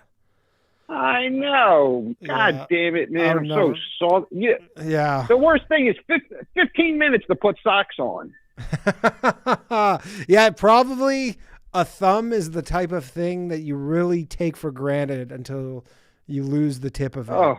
And then you probably realize how much you use it. Oh my God. I know. Just buckling your pants, like anything. On your dominant hand? No, I'm a righty, so I go on my lefty. That's okay. You can put a sock on with your right hand. Not do it with both hands and not your left thumb. Like you can't get your thumb down around your ankles and peel it up. Yeah, you might have to. Yeah. It's a pain in the ass. I guess it is dude. kind I've of a been two-handed fighting. job. Yeah, it ain't a single-handed. Now I feel bad for all these. You know, you go to war and you get your friggin' legs blown off. I'm crying about a goddamn little tip of a thumb. Tip of and your these guys, thumb. you know. I mean, if I were to lose a tip of any finger, the thumb would be my last choice, I think. Yeah, I lost the tip of my dick when I was born, and I thought that would be the end of it. Nope. Well, that's unfortunate, Billy. How are you otherwise? I'm not bad. Actually, I had asked you this before, but I never really got a good answer from you. What happens when you were going to school? Mm-hmm. What did they tell you when you died? Where do you go? I'm not Do you gonna go lie. anywhere? I'm not gonna lie. I don't remember. I don't think it was like a big. Like I know that Christians, that's a big. Thing that's covered, and it's kind of always referenced, like heaven and hell. That's not a big thing that really gets brought up, and I honestly don't think when I was a kid I ever like really thought about it, if that makes sense. I don't really ever think, I'm like, what happens when I die? I wasn't thinking about death too much as a kid. It was more just like my Hebrew school was more just, here's some fucking story from the Torah. And I'll just be like, yeah. I don't know. I wasn't really into it. So I don't remember. Joe the lawyer would have a better explanation. I think there's just like a heaven, I guess. I don't think there's a hell. I don't think Jews believe in hell. Maybe there's some sort of like purgatory type thing. It's not exactly like a but I don't remember there being like a concept of hell. I'm Googling it right now. Do Jews believe... Judaism generally does not believe in a place of eternal damnation like the Christian concept of hell.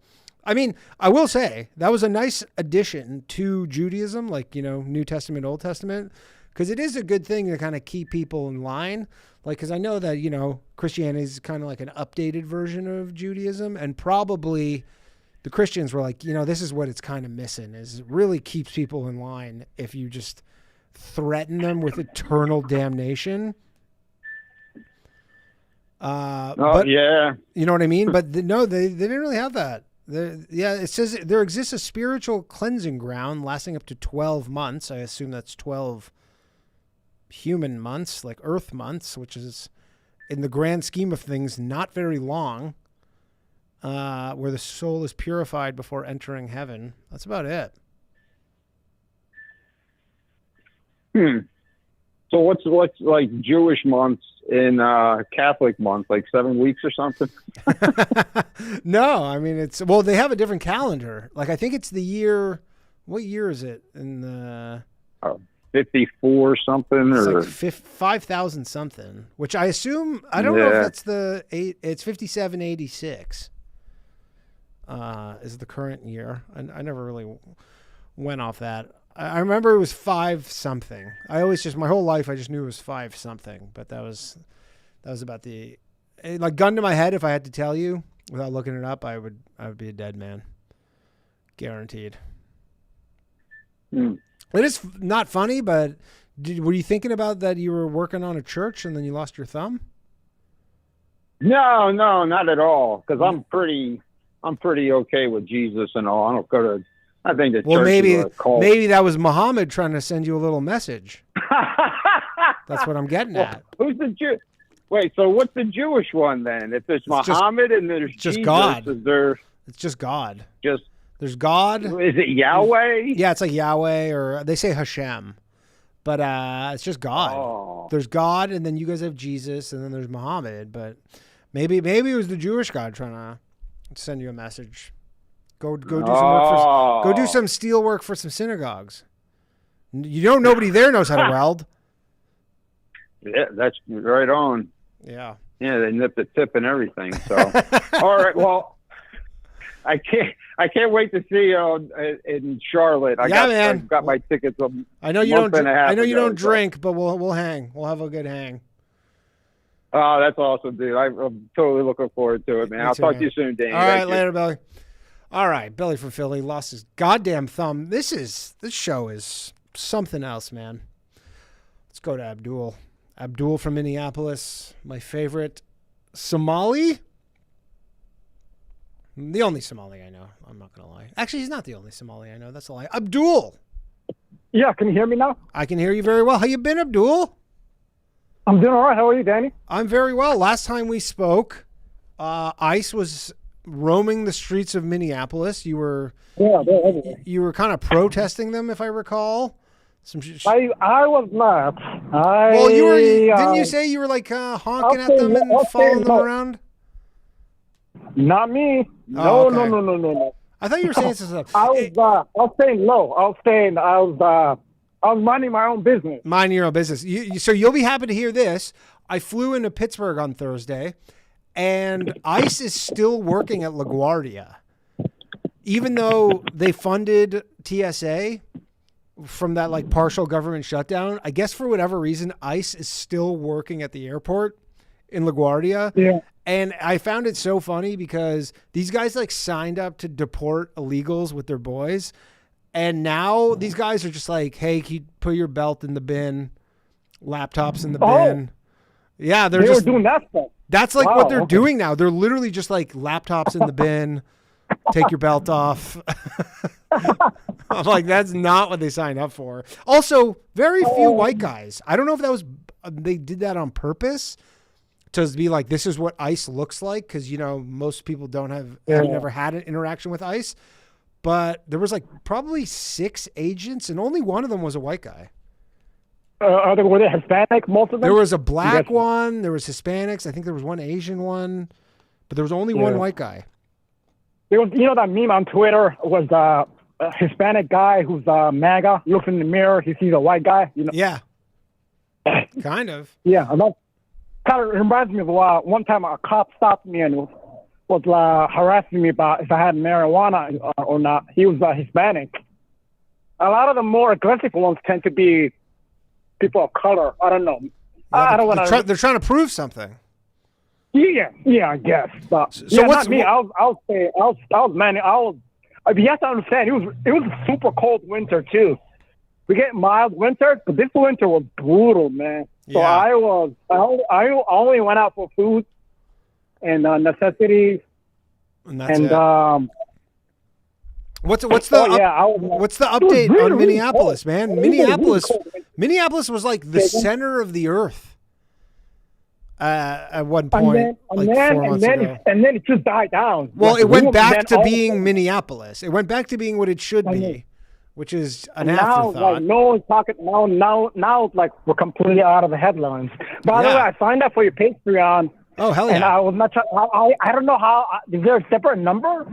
There's There's I'll post it again. I post it every week, and Rachel, our lovely female moderator, she posted in there. I was so busy because I was flying today, so I didn't. But I usually post it every week. But yes, there is a separate number. It's like a priority number, so you can kind of like cut the line a little bit. Where do I find that in the Patreon chat? In the chat. Yeah. Oh, okay. Oh man, they're gonna love you in the chat. I'll try. Yeah. I'm gonna post a link to. Now they think the real fraud in Minnesota is Medicaid. That's by far the daycare bullshit. Yeah, the biggest fraud in this country is by far Medicaid. I don't think. This is a real news article. Like Dude, showing like you should. Yeah, you know what? yeah. You know what would fucking rip? And like, I don't know if you've ever like done anything like this, but if you do, as a Somali man, you start exposing fucking white fraud and like start making Twitter videos and God. stuff. Oh wow, Dude, I bet that would fucking hit pretty hard. I mean, I am progressive, so maybe I can do that angle where I can do. Yeah, I mean, Well, nobody who likes fraud. Like, I think every person can agree. You go fraud, defrauding taxpayers, assuming you pay Yeah. taxes. That's bad. This isn't. It shouldn't be a political issue. Just like we're But I also defrauding. think fraud in general. I had a friend once that was telling me that they were getting away with committing insurance fraud on a car accident. Yep. And I was like, this is what you're doing is gross. Like, it's so wrong. It's like, Well, it just also takes me out. makes everybody's car insurance premiums higher. You know. Yeah. It's. Yeah, I don't want to. I mean, we can talk about this topic if you want. I didn't. No, we can talk about whatever you want. We can talk whatever you want. I was just want to- curious about an update from Minneapolis. It seemed to die down. It was very super intense for like a couple of months, and now all of a sudden. And yeah, ICE is gone? Yeah. Is ICE gone from there, or just? Yeah. They're pretty much gone. There's a skeletal crew. Yep. They're not. I mean, they're not all gone, but compared to previously, my God, I'm telling you. I remember I called him last time. I was like, I was like cleaning my car because I'm OCD. Yeah. And here comes this SUV, black SUV, all tinted, just drives by me. I'm like, I know that's them. For whatever reason, they didn't get out of the car. I don't know. I can't tell you why they didn't. I know that's them. They were literally. I live by the airport. In defense of go ahead. ICE, I don't think that is a lot of what they were doing. Is just seeing a guy who looks Somali washing his car, and then kind of hitting him for his papers. I don't think that was like. I think that was kind of overblown. I think they were looking like for people who had been, you know, who had like ICE detainers, and they were trying to find them. Like unless you happen to look like a Somali guy, and as I say this, I know, you know, don't take any offense. A lot of you do look the same, but like, you know, I don't think they were doing that a lot. I'm gonna have to disagree with you there. I think they were definitely. No, I'm not saying they were not. I'm not saying they weren't doing that. They were doing the other thing too. They're also but I think they expanded their dragnet. Yeah. Like they were like, let's just go all out. You know what I mean? Sure. Don't get me wrong. They were also going after specific people, but they're also like, let's check him. Let's check her. Dude, have you ever? I think I said this on the show, but if you go look at the DHS website, the wow.dhs, the group that they deported the most of from Minnesota was Laotian people, like by far. They were, dude, if you go look at is so many Laotian people. I didn't even realize how many Laotian people were even in the country, but they sent so many Laotian people back, like tons. Isn't that the same group of people that fought for the Americans in the Vietnam War? I'm not mixing them with the monk no, people. I don't think they fought for the Americans. I think they had massive like refugee claims because, you know, their country got bombed to shit by the Americans. So probably there was some sort of, they felt bad, but lots of Laotians came over in like the 70s and 80s, I think. But anyways, I guess none of them became citizens, and they're all getting fucking grew up in Minneapolis, getting sent back to Vientiane or whatever in Laos. It broke my heart. One of my family friend of mine, we came here at the same time, and he committed like a misdemeanor. He committed something like just as we came. We were brand. He never even got a chance. Like they're not gonna. Yeah. At that point, you just fucked yourself. I mean, I think he literally got when he first get here, they give you a document called I-94. Yeah. Which is the first. That's the first document, not I-95. That's for employment. After the I-94, you can apply to work. Yep. I think literally that's what he got, and I. So yeah. And then can I talk about? Yeah, go ahead. Yeah, I'm sorry. Can I talk about Trump? Yeah, let's hear it. A little bit. I don't want to. I don't want to specific talk about him. Yeah, I'm a political science major. I want to talk about the American presidency. What this means, because this should be worrying for everyone. Okay, let's hear it. The powers that Trump has expanded for the presidency, and how that could outlive him. Like, sure. I mean, this is a country of precedents, legally speaking. So usually when someone gets away with one thing, other people get away with them. Yeah, I mean, so I think one of a lot of people like America's special, America's this, American.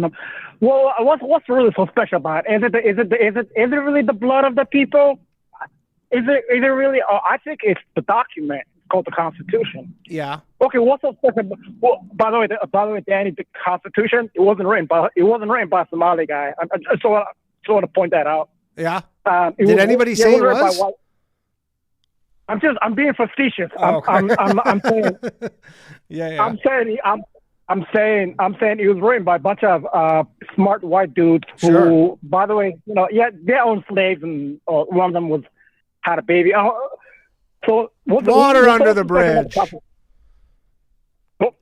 what's so special about the Constitution? It says we're gonna follow. It's not gonna be one man rule. It's not gonna be like lineage. The son takes over. What it's gonna be? We're gonna lay it out specifically. All of that was meant to prevent, a king or tyrant rising again. Yeah. And they included in that something specifically for us, for the people, the Bill of Rights. They said these are things the government can't do. The Second Amendment, the First Amendment. You can't pick and choose. Sure. Say I only like this one, I only like that one. So if you're an American, you have to accept all of them. And I think that's what makes America special. And now, are you concerned that do you actually think, in 2028 that Trump's just going to stick around? Man, I'm telling you, I think he's doing a lot of stuff. He's doing a lot of things. He is doing a lot of things. But see, to me, he's doing a lot of things because he knows he has, about 2 years left. 2.5 years. I'm worried about, but I'm also worried about what's going to happen after he leaves, because he just grabbed all these powers for the presidency, and once they take it, they don't give it back. Like what?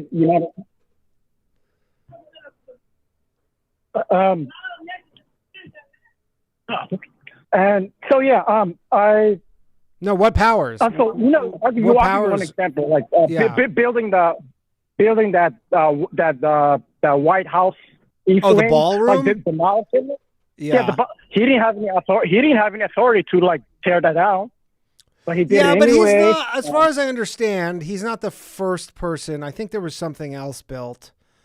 How about appropriating money that was already appropriated for things, taking that, and then appropriating it for other things? I can just go on and on and on. Like the thing, systematically using ICE to systematically violating people's rights. Yeah, it was documented. They were violating people's Fourth Amendment rights. I agree. There was definitely some, not so gray area stuff with the ICE stuff, but I think he was probably a little overzealous, and that was kind of his mandate. But again, I think he kind of overpromised on that one in his abilities to do a lot of that stuff. And so I was watching this thing on MSNBC saying about. So they were doing it's like a mini documentary. It was like, so what's going on? So they were talking about the presidency. They were like, so the system is being stressed to the max. So they said, let's see who failed and who's upholding. So the courts so far are doing a good job checking him for the most part. Yeah. The press are not. They're not looking too good. I mean, you're watching MSNBC. Well, I this particular thing I watched was pretty objective. Okay, I'm telling you, they're not all bad. Rachel Maddow, to be honest, does a few other people. Yeah, it was Ari Melber. You know Ari Melber? Yeah. And he's a lawyer by training. He said, okay, well, he was talking about different actors and how they check the presidency or not. And it gave an S to the CEOs like Mark Zuckerberg and all of them. Sure. It gave an A+ to the people, us, the protesters, the people who went out there in Minneapolis and other cities in the cold and protesting. That public pressure, well, it did something. I think, do you agree with me or no? I do. Yeah. You know what? I do agree that, like, I mean, it did take 2 people getting killed. Yeah. Which, you know, they were there protesting because those weren't the only people who were killed. There were some, like, you know, people who they were trying to apprehend. I mean, it basically took 2 white people getting killed, essentially. To do something. I don't know which they would be in the basket of protesters, so I guess. But it did take that agitation and that kind of to put that pressure on them. But it did take them getting killed. Yeah, so if we don't have anything else, if the CEOs will not back us, if the most powerful people capitulated, you know, the Zuckerbergs and all of them, and the whole thing of, you know, the whole super weird thing about the Melania movie was basically like a bribe, right? I mean, wasn't it? I mean, it was really bizarre. That's kind of unclear. I mean, Ryan was saying, because I was like, you know, it seemed like a bomb to me, but it did. Its first weekend, it did do very well for a documentary. I think overall it's probably a money loser, but there's lots of movies that lose money, and you know, it's hard to say.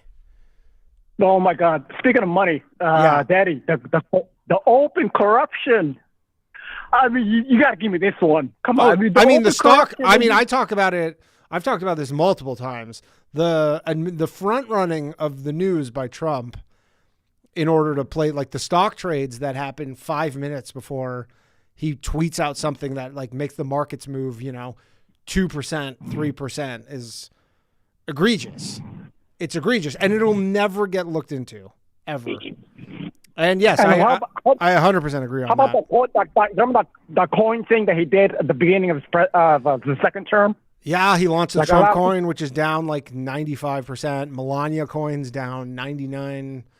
Don't forget his sons, all the deals that Jared is doing. Jared is, I mean, he should be in jail.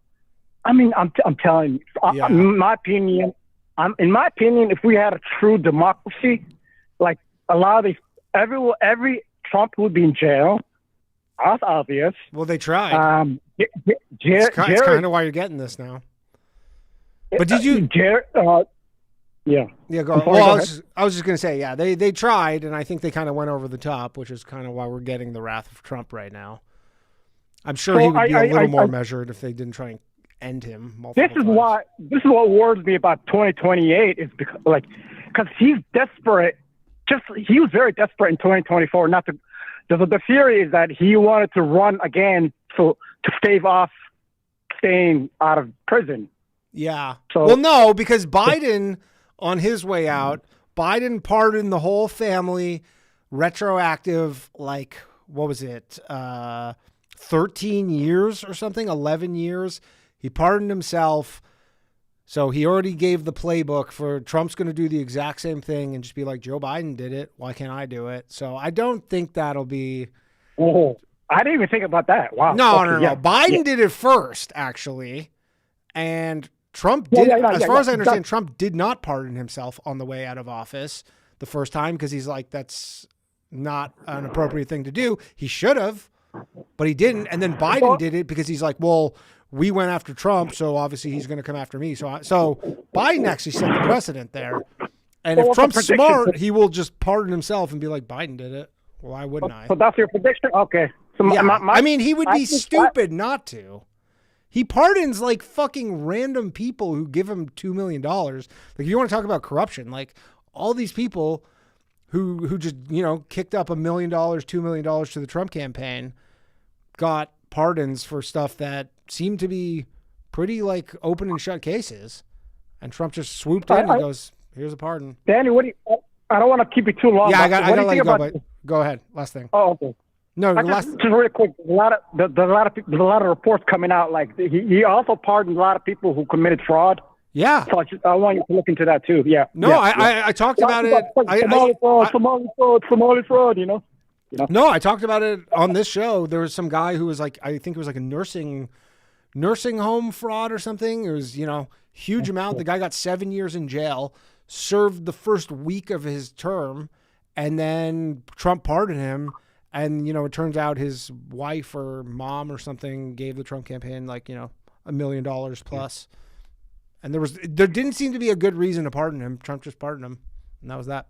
All right, Abdul. Good talking to you, man. I gotta let you go. Abdul, everybody. All right, let's go to Dylan, a patron. And then we're going to have one more call. I'm sorry. There was way more calls than I was expecting. I should have closed the phone lines earlier. But I'll get to as many of you as I can. Dylan, what's happening? The phone lines are closed. People don't call in anymore. What's up, Dylan? My wife, after she talked to you, asked if you thought that I hit her. Yes. No. I didn't say that. Okay. I think one of the other guests asked that. I don't think. He's like, does Danny think that you beat me? No, I don't think you beat her. I do think that you have a bit of a temper, though. Oh. But I think I'm right about that. She had some things to say about you. She was talking shit. But, What'd she say? I mean, it was a bit of a shit show of a call, to be honest. We were all talking over each other. And then didn't Lewis and Ari walk in during the middle of her call? Yeah, it was a bit of a madhouse. She was just trying to be funny, I guess. She asked if we see you live, if we'll get to see if the bags under your eyes are as bad as they are on the fucking. They're not actually. Fun fact, fun little Danny lore. They're not actually bags. They're just dark. I don't know if you can see it. It's all the shit I've read on the internet. No, dude, I've said this. My wife, wives are pains in the ass, as you obviously know. And my wife gives me all sorts of guff about these dark circles under my eyes, but they're not bags. And she's like, you go on TV and stuff. She's like, even though when I go on TV, they give you makeup and you don't see them. And she made me go to a dermatologist to see if there was a way to fix it. And the dermatologist literally like, no. Same class as the dog psychic? Literally, dude, I get dragged to all sorts of bullshit like this. And then the dermatologist was like, no, it's just the skin under my eyes is, I guess, like thinner. So that's why they just look so dark. Because I dated this girl once and she was like into like this foo-foo bullshit. And she's like, maybe you need to check your liver or something. And I've gotten random DMs from people who are like, Danny, they're like, Danny, I think you have liver problems because of your eyes. And then I went to the dermatologist just put this to bed. And the dermatologist looked at it and she's like, no, it's just, he has like thinner skin under his eyes. And that was that. And then I was like, yeah, nothing you can do.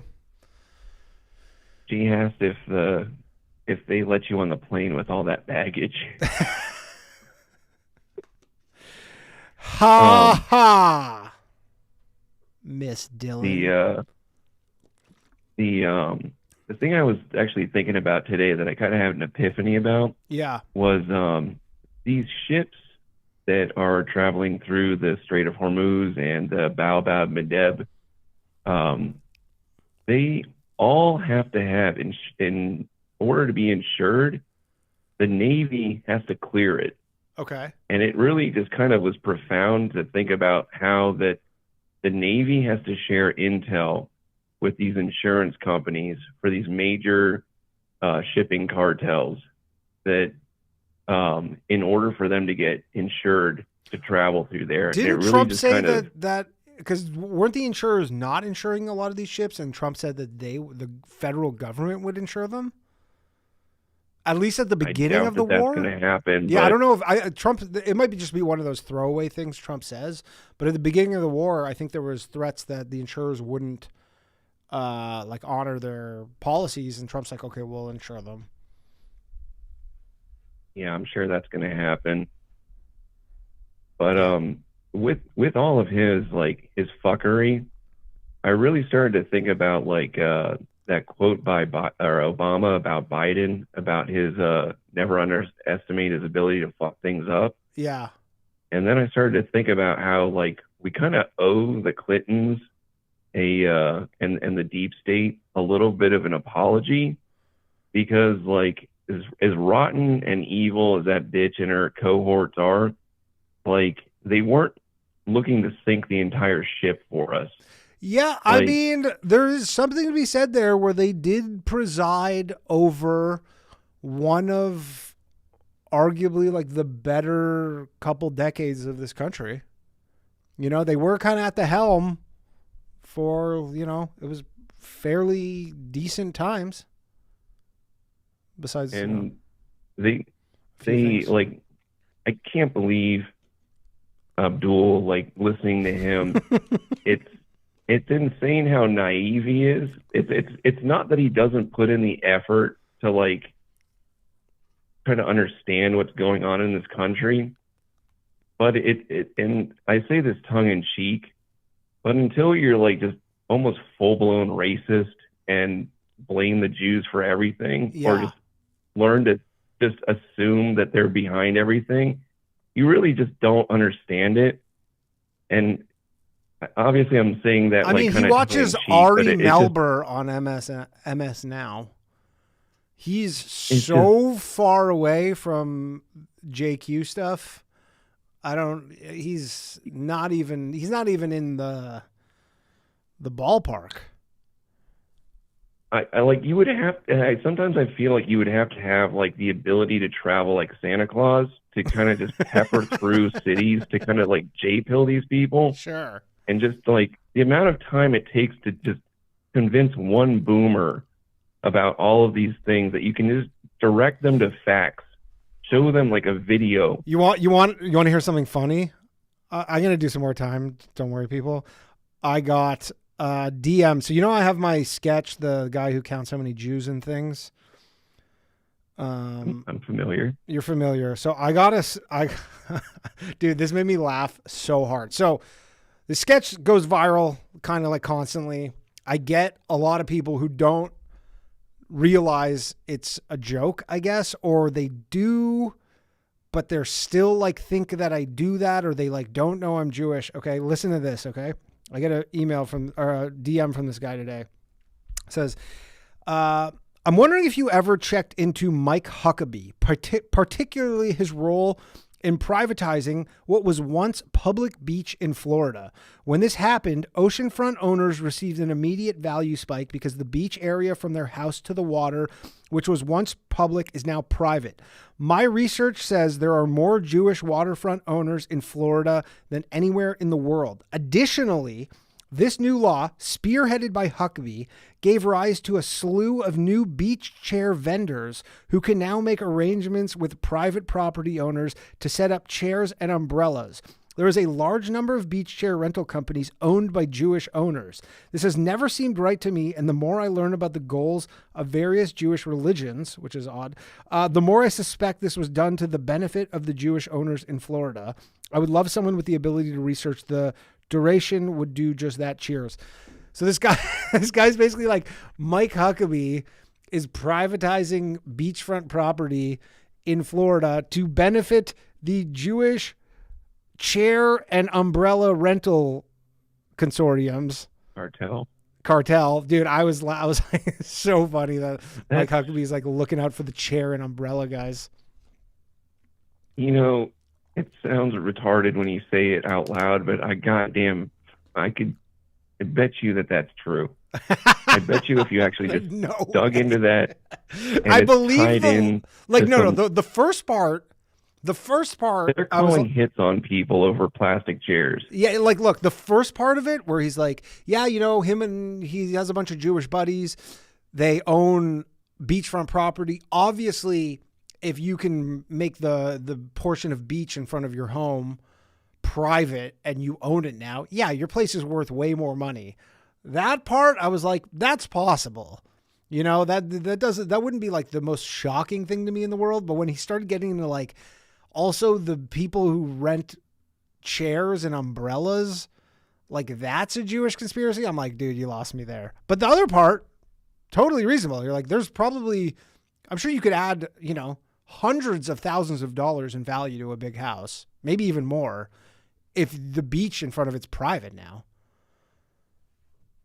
Yeah. And by the way, on the boys cast, you were talking about like making fun of Tucker for his analysis of Trump's lack of putting his hand on the Bible. Yeah. You know, I saw that a long time ago, and I kind of kept that in the back of my mind. But it really does ring true when you look at who his father was and the entire like creation of their wealth. And Jared had a really good deep dive into this in one of our episodes about how like the first thing the Trumps did was basically get in with the Jews in facilitating liquor, I believe it was. Yeah. And yeah, like, the Jews ran a lot of the bootlegging stuff for sure. I mean, one of the richest families in Canada, the Bronfmans, were Seagrams, and they were all like bootleggers. Oh yeah. And didn't Seagrams also contribute to the opiate epidemic as well? No, not that I know of. No, that's. I thought they were tied in with the Sacklers. Seagrams. I've never heard the Seagrams tied in with the Sacklers. It's possible. I just never heard it. But one of the heiresses funded the whole Nexium thing, Keith Raniere. That whole sex cult thing was maybe that's what it was. Was funded by one of the Seagrams heiresses.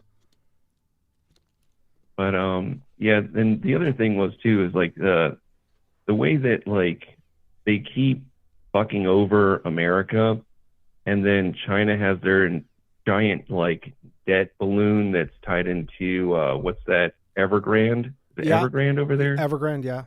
That like it really made me think about like how it's kind of a giant pattern about how they hand the ball off between the two parties.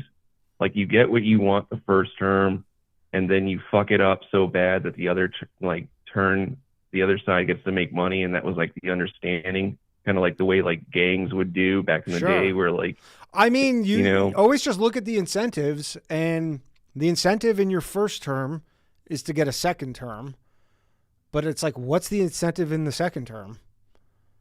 To get out Mount Rushmore? Like what really is, if you're a president, like what's the real, like there's a real incentive in your first term. There's much less of an incentive second time around. Like if they had three terms, you probably would get people a little more measured in their second term.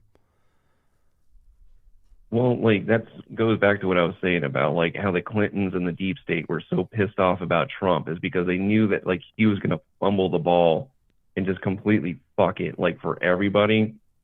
And like the reason that China and US are both having like huge amounts of debt right now, like really lends back to, no pun intended, the money lenders that pretty much founded China. Me and Jared did an episode a few weeks back that we had to delete. He told you about the Jewish involvement in the creation of basically modern day China. Uh-huh. And it's really interesting to think about the way that the port of Shanghai was created directly after the century of humiliation ended, which was during also the British Industrial Revolution, and then ended at the same time. And then the Jews had a huge play in the port of Shanghai. Like they pretty much created it. And it really explains why they have to have both countries have to be saddled with debt at the same time. Because if one gets out of hand, then you're completely losing the ball for the whole thing, where they're creating money out of the Bank of England and the City of London. I don't know if that makes sense to you or not. A little bit. Like that's the thing. I know some of like the you know, you Jew folk, I guess, are like against. Like I'm not. The thing is like I don't think, I know like the libertarian argument is like central banking is all bad, but you know, if there was no debt, like if there was no credit, the country that you live in would be unrecognizable. Like, you know, the fact is if most people had to buy a home with just cash, you have to pay 100% and everything. So they did this in England. That's kind of what I was saying is like they started in England. They had their industrial revolution. They turned to finance. Then they started to have the American Revolution, industrial revolution around the same time. And then towards the end of that, when the port of Shanghai was created, we started kind of fomenting the start of sending all our industry to China, which was finally finished in like 1971 with Nixon and the end of the gold standard as well. And then our country basically became nothing but a financial empire. Sure. We don't make hardly anything anymore. And so that's how we they make kind of all the balance it greatest out. technology in the world. For the most Well, part. everything keeps getting moved over to Israel now. And what I'm concerned about is like they're about to, like the parasite's about to jump ship and the West is about to get like served its century of humiliation the way that China did until we kind of bow down to this finance cartel. So what you're saying is go long Israel. Well, the greater Israel project that's including Ukraine, because I told you one time before about how Like, the do you Jews were actually kind of, think at some point in your life like Ukraine's going to be a part of Israel? I don't think that it's going to be part of Israel, but I know that they're like really trying to push for control and dominance over that, because that was what was splitting Russia from Germany, and that was the big thing that Zbigniew Brzezinski. Yeah, Mika Brzezinski. He was the one that came up with that idea of keeping mainly Germany and the West away from Russia, because then they would become too entangled in each other, and the rest of the countries would be reliant on them. That's why they had to have Ukraine, and the trilateral commission was basically installed to keep everybody separated so they can control everything.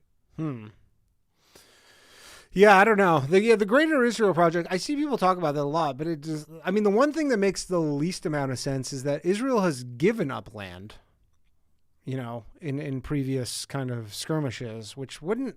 So Tucker had a guy on today, this Jewish guy, that was talking about how, like, did you see that episode or not? I saw that it was going around. I didn't watch it.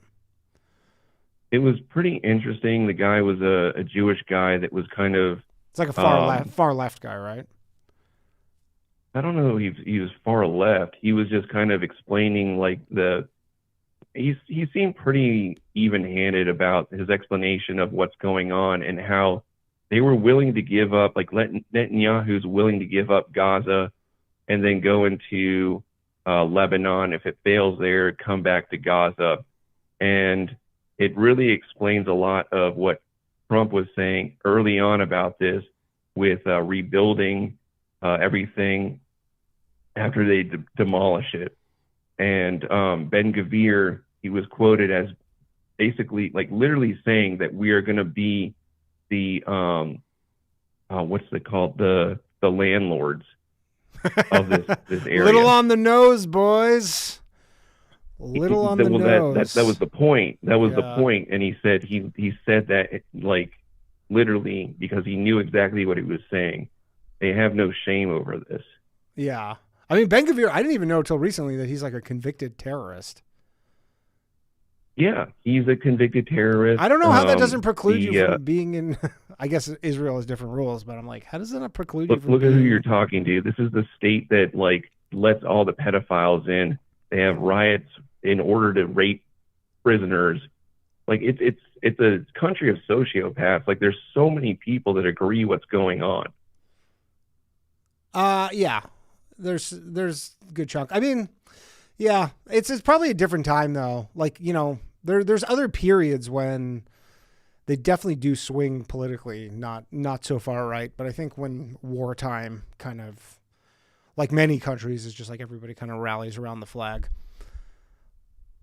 Well, that's the only reason that, like, they're keeping Netanyahu in there, because he's making the excuse of all this. Like, their only problem, this guy that was talking to Tucker, their only problem with Netanyahu is the fact that he's a corrupt politician. Sure. They don't care what he's doing to these people.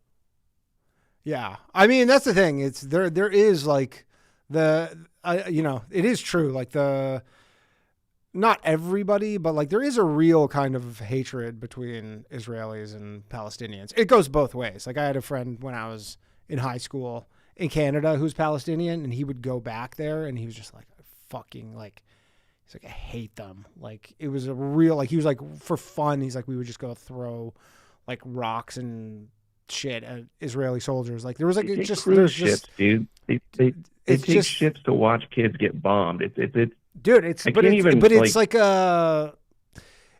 a hatred that you couldn't even, because it's like a religious and it's so deep seated. Like it's, I don't even know. Like I personally think we will be having this exact same conversation about Israel and Palestine in 50 years. Like 50 years are going to be like, oh, there was another flare up. They're doing it again.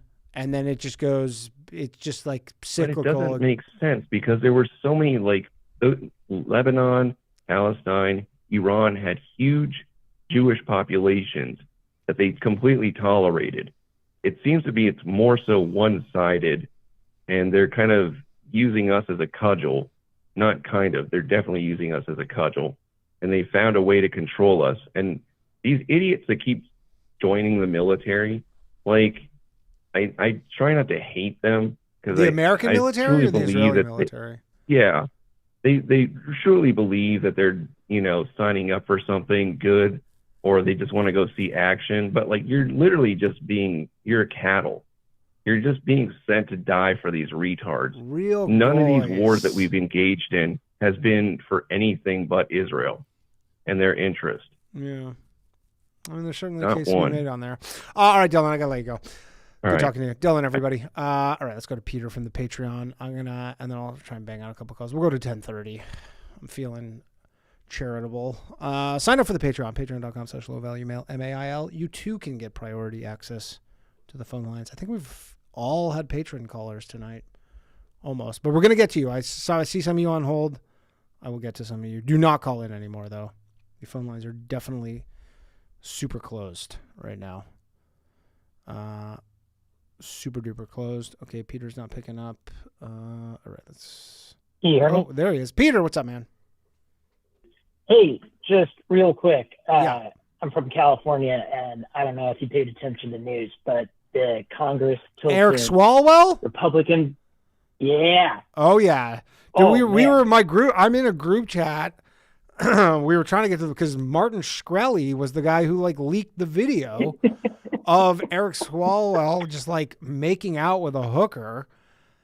And then we were like, how did Shkreli get that? And I'm like in a group chat with, I guess I could have just messaged Shkreli, but I was in a group chat with like a friend of ours and we're like, how the fuck did Shkreli get this video? I guess someone just sent it to him for some reason. It's just a weird thing for Shkreli to be dropping like Eric Swalwell. But yeah, he dropped his governor bid. He just resigned from Congress like maybe 3 hours ago.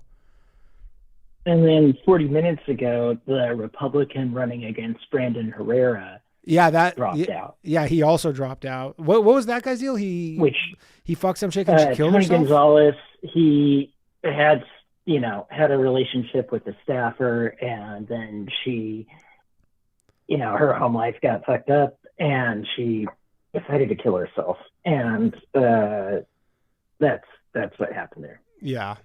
Yeah, I mean, a lot going on. I mean, Swalwell is kind of a smarmy piece of shit. So you got to understand, I've hated that guy for 14 years. Oh yeah, I think there's He's a been lot in office like 7 terms.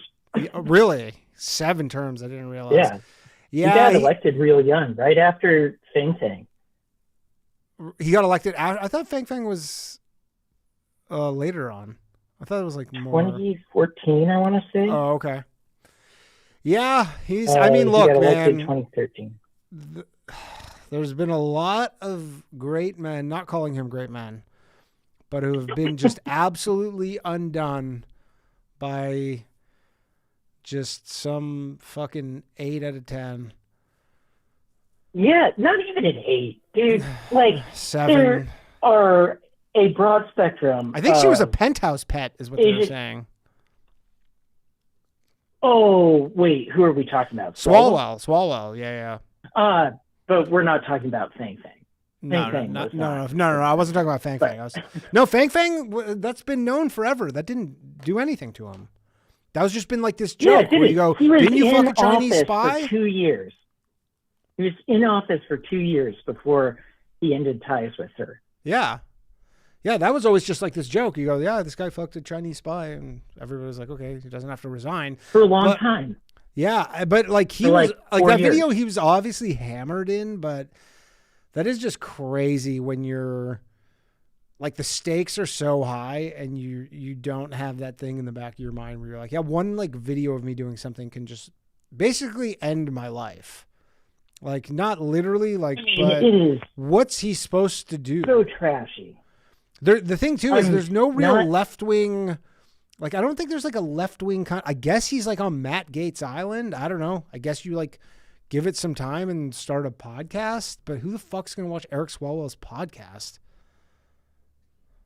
Well, it's a valid point. I don't know what he does, like in terms of just like, you know, supporting his family. I mean, he's got, you know, the looks. He looks like a corn-fed Iowa boy, and you know that was part of his. I mean, he's got to go away for. Probably goes on MS. I don't know if MSNBC would like have him right now. It was because like it's kind of, but like, yeah, like a year down the line. Yeah, maybe a year or two. He has to do some sort of big, like guaranteed. He goes checks himself into rehab. I'll bet money on that right now for sure. 100%. Guaranteed. He's like checking himself into rehab. He doesn't have a problem. He looked hammered in that video. But he's going to check himself into rehab. He's going to make some stuff up. Maybe give himself like a sex addiction, like alcohol, substance abuse, do that whole song and dance. And then maybe come out the other side as, I don't know. Like he's not getting a show. Like, you know, being a contributor on MSNBC or CNN. It's not like some crazy payday. I mean, I'm trying to think. So first of all, I just have to contextualize this. I listened to California establishment news coverage the whole day. And it was only when I looked at my group chat at the end of the day that there was a video of him with a hooker in a DC hotel room. Nobody mentioned that. The insinuation by every major outlet. Is that every true? Major mainstream outlet. Yeah, every major mainstream outlet in California. The stories they were running on Sunday were all insinuating this was just he had enough staffers come forward saying he sexted Well, that's them, the thing. Here's the thing. The thing is making out with a hooker while stupid is not a crime. Obviously, he was married and has kids. But piece of shit move. But no, he has like all these rape allegations. He has like staffers who are like I don't buy those. Yeah, but he has staffers who are like legitimately, like, you know, which is way more serious than this. This is just kind of icing on the cake. Sure. But like I don't mean to say I don't believe those. It's just you're talking about the legal culpability he has. You're right. Yeah. There's 0 for fucking a hooker in a DC hotel room. But things flip around when you talk about the court of public opinion. Right. Rather than. Yeah. I mean, again, you're just, you can't continue to govern. It's similar to like a George Santos thing where you're just, there's too much smoke around you. You just gotta go sit this one out. And I don't know what he's going to do. Yeah. Not that I care. I mean, I guess my point is that like, that is the sort of thing that actually gets people stepped down from Congress quick is 7 seconds of video. He had all these allegations. The video was kind of just the fun because you know he could deny the allegations. Yeah, just you know say that's a lie. The video is hilarious. But that video, and then you're just like, all right, this is just there's too many things at one time. He might have been able to survive just the video, to be honest. Maybe. But all these things combined, no way. Okay. No chance. Last thing just about it is, have you heard about the Pam Bondi? What's the Pam Bondi connection to? The rumor is that she tipped him off or something? Swalwell a heads up. Yeah. And it turns into a lot of inside baseball at that point. But that's weird just because they're like Republican, Democrat. But I mean, I do know this on good authority that a lot of this Republican Democrat stuff is a lot of kayfabe. These people are all These people are all friends behind the scenes. Yeah, but some of them are enemies, and it doesn't have anything to do with party lines. Like, I don't think Bondi and Patel were trying to help each other or play on the same team. No. That's true. All right, Peter, I got to let you go. We got to wrap this up. Yeah. Thanks, man. Take care. Peter, everybody. All right. Sorry for all these people who are on hold. I'm going to try and bang these out here.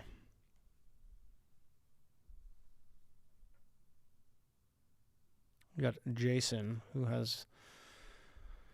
I've been staring at this call for an hour with a very odd note beside his name. Let's see if he'll... Don't forget, we got a new episode, possibly the last episode. I know I say that all the time, of The Bathhouse. But I'm serious. It's week to week. There will be an option to extend the show. If not, it could be the last one. Tune in for what could be the final episode. This guy's been on hold for an hour. Go to unmute him. He's not unmuting himself. What the hell? All right, let's try somebody else. And I see Rubestar's calling in. Rubestar, the phone lines are closed, man. I can't bump you up. You can call into the Bathhouse tomorrow. Sorry, Rubestar. All right, nobody is unmuted. Oh, here we go. This is not even the person I clicked on mute. Hello. You're on Low Value Man. Oh, hey. What's happening? Hey, this is Eli. What's shaking? Man, I'm going down like this Alexander Dugin rabbit hole. Do you know much about this guy? I follow him on Twitter. He's like Putin's spiritual advisor. Maybe of sorts. Yeah, like he's called like the Rasputin of Putin or whatever. Kind of. Yeah. Kind of. Yeah, I saw he does lots of I follow him on Twitter. I'm somewhat familiar with him. He's like an anti-West guy. Oh, extremely. Yeah, like he's got clips like telling America's enemies like that they need to. Well, I think it was like March 30th. He tweeted saying that like Muslims around the world, like this is your opportunity to strike back. Like talking about the West, like he's really familiar with like Islam eschatology.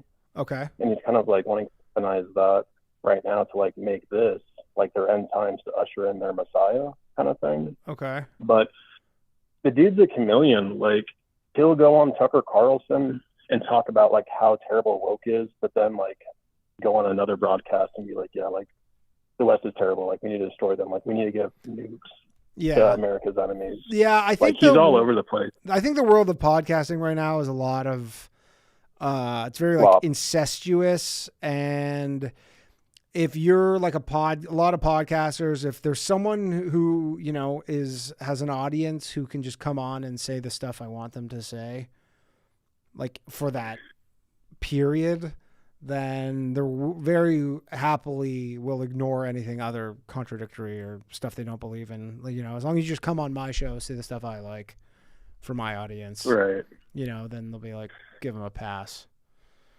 Well, I mean, Tucker loves him. Alex Jones loves him. Candace, Megyn Kelly, like all these. And what is the one thing all of those people have in common right now? They're Jewish. I don't know. What is it? It's that they talk about is Israel nonstop.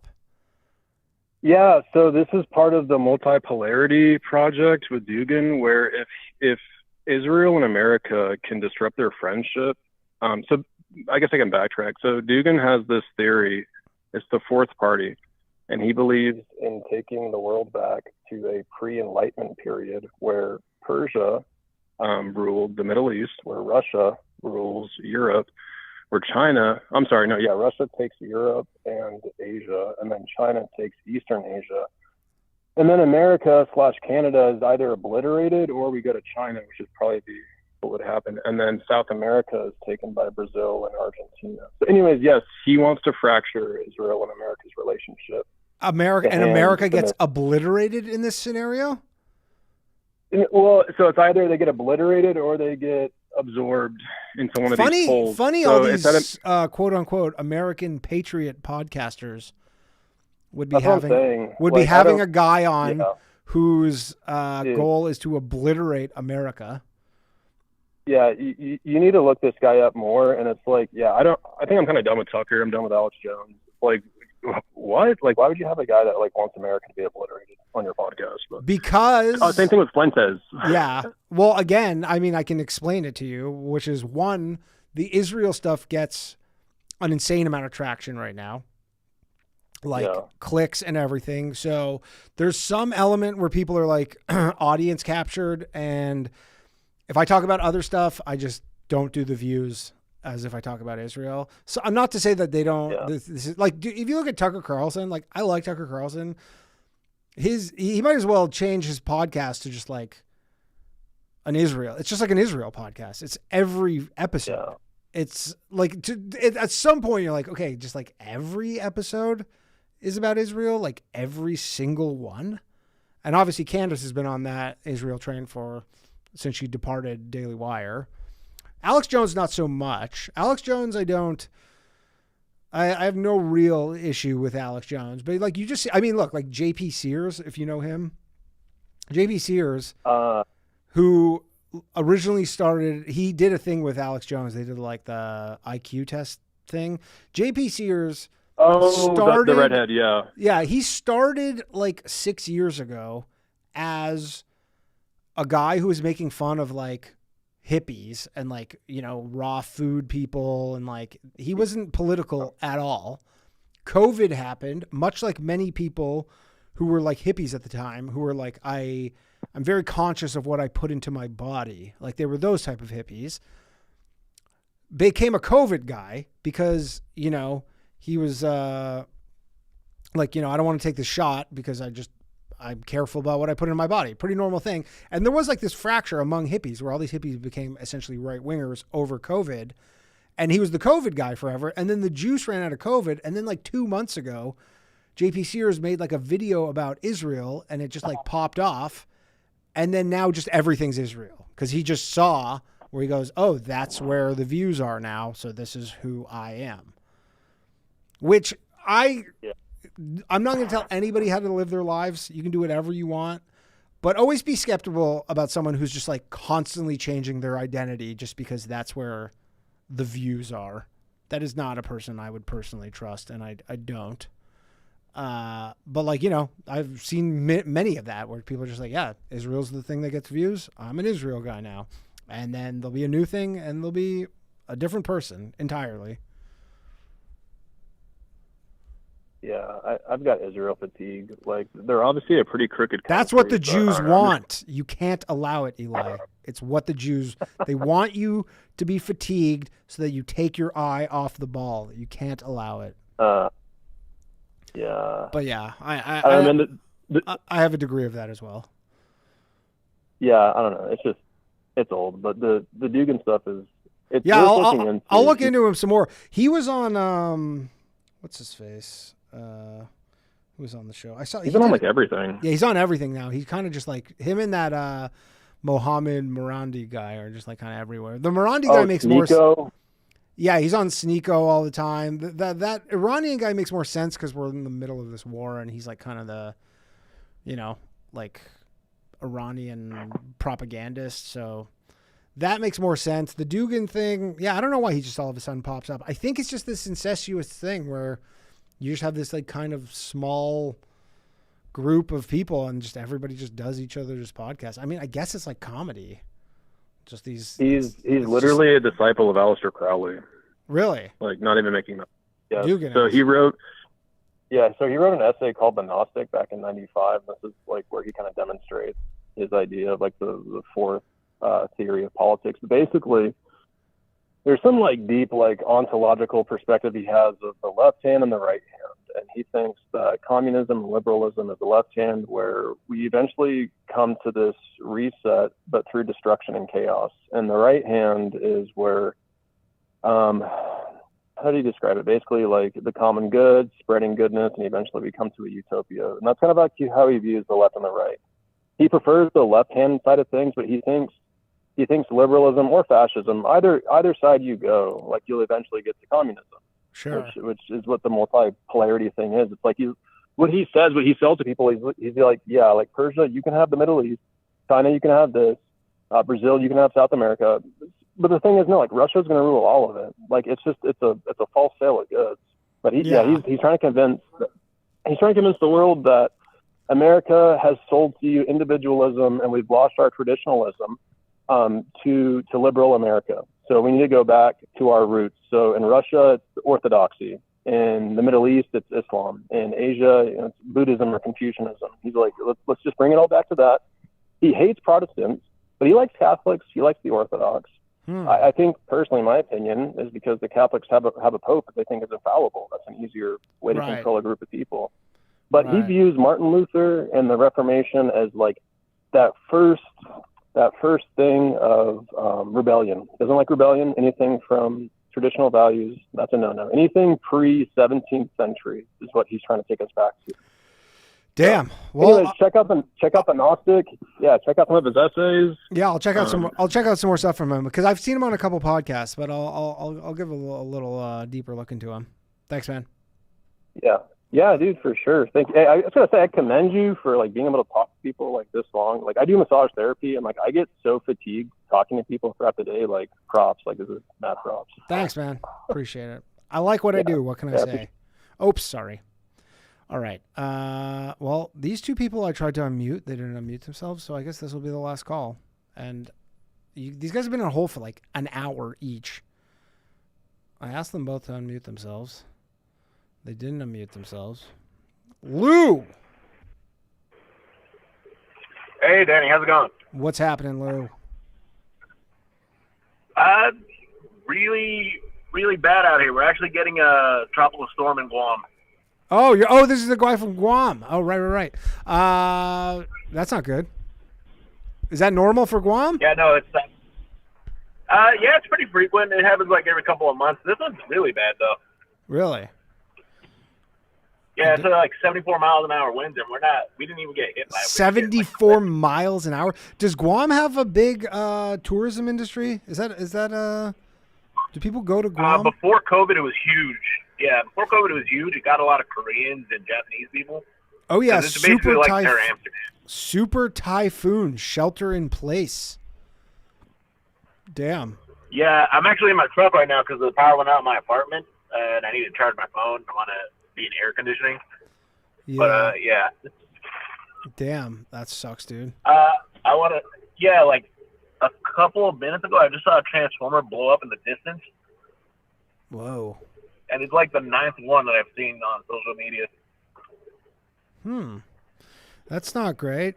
Yeah, this looks like soon to be super typhoon. Could be a cat. They're saying possible category 5.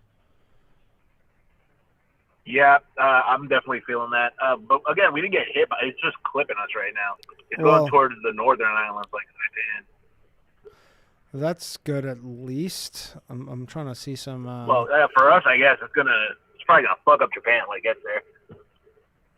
Huh. Oh yeah, this is like this weird rain. That's just. I'm watching a video of rain in. Oh no, this isn't. Sorry, no, this is not in Guam. This is in San Diego. But yeah. All right. Well, stay safe, man.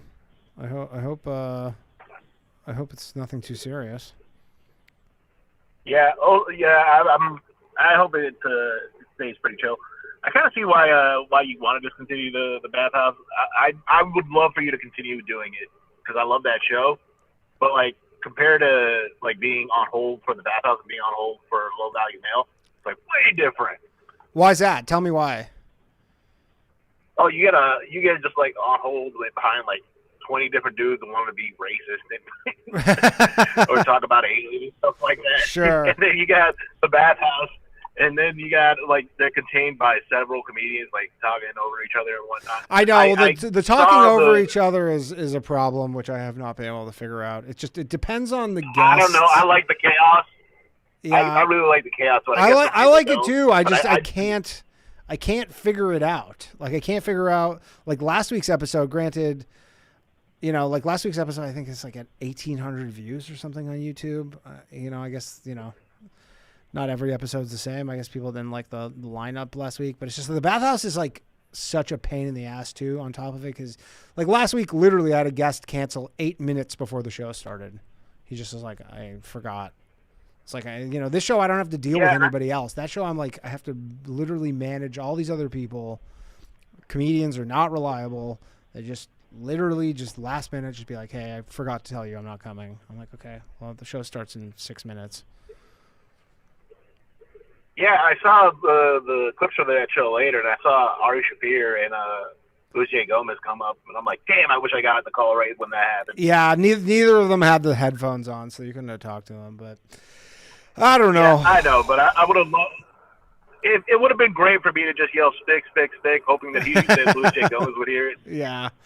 Yeah, I wish I could figure it out. Should it be the end of the bathhouse, I promise it'll be a bitter pill to swallow, but I'm also just like so fucking busy right now, and I'm like, it's just a hard thing to justify doing unless it's like growing. I totally get it, but listen to the people calling in. I do have an idea now.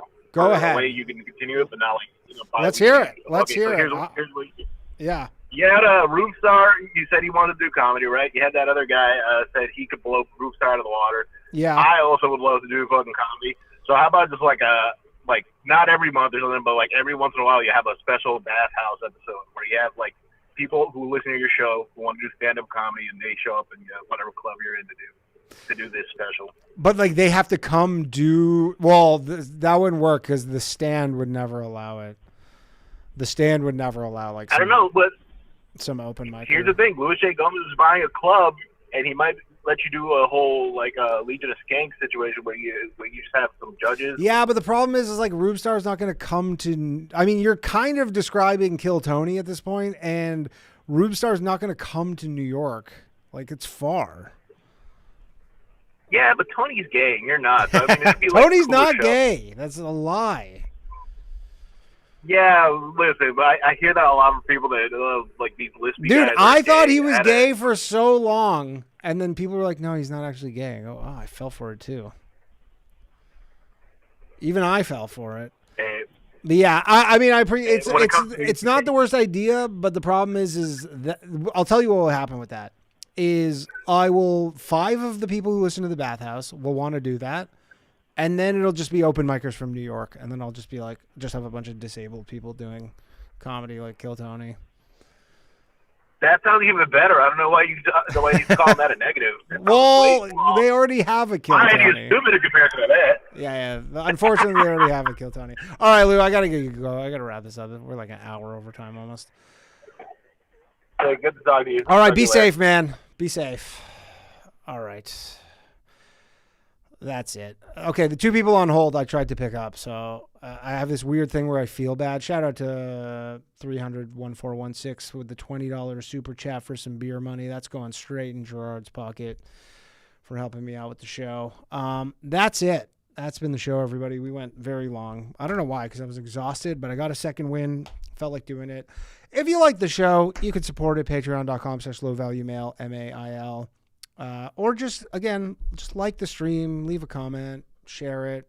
Just anything you can do to not be a low value mail would be appreciated. Otherwise, we'll see some of you tomorrow night on a new episode of The Bathhouse, live at 9 p.m. from the Stand Comedy Club in Green Room. Will it be the final episode of The Bathhouse?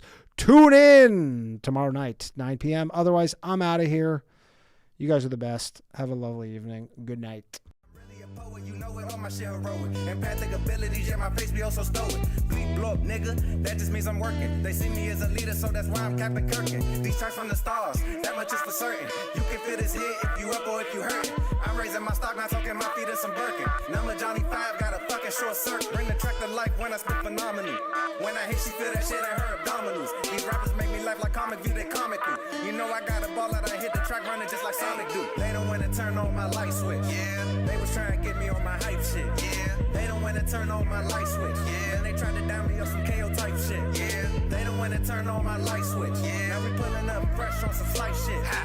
They don't wanna turn on my light switch. Yeah. They don't wanna turn on my light switch. They don't wanna turn on my light switch. Yeah. They was trying to get me on my hype shit. Yeah. They don't wanna turn on my light switch. Yeah. Then they tried to down me up some KO type shit. Yeah. They don't wanna turn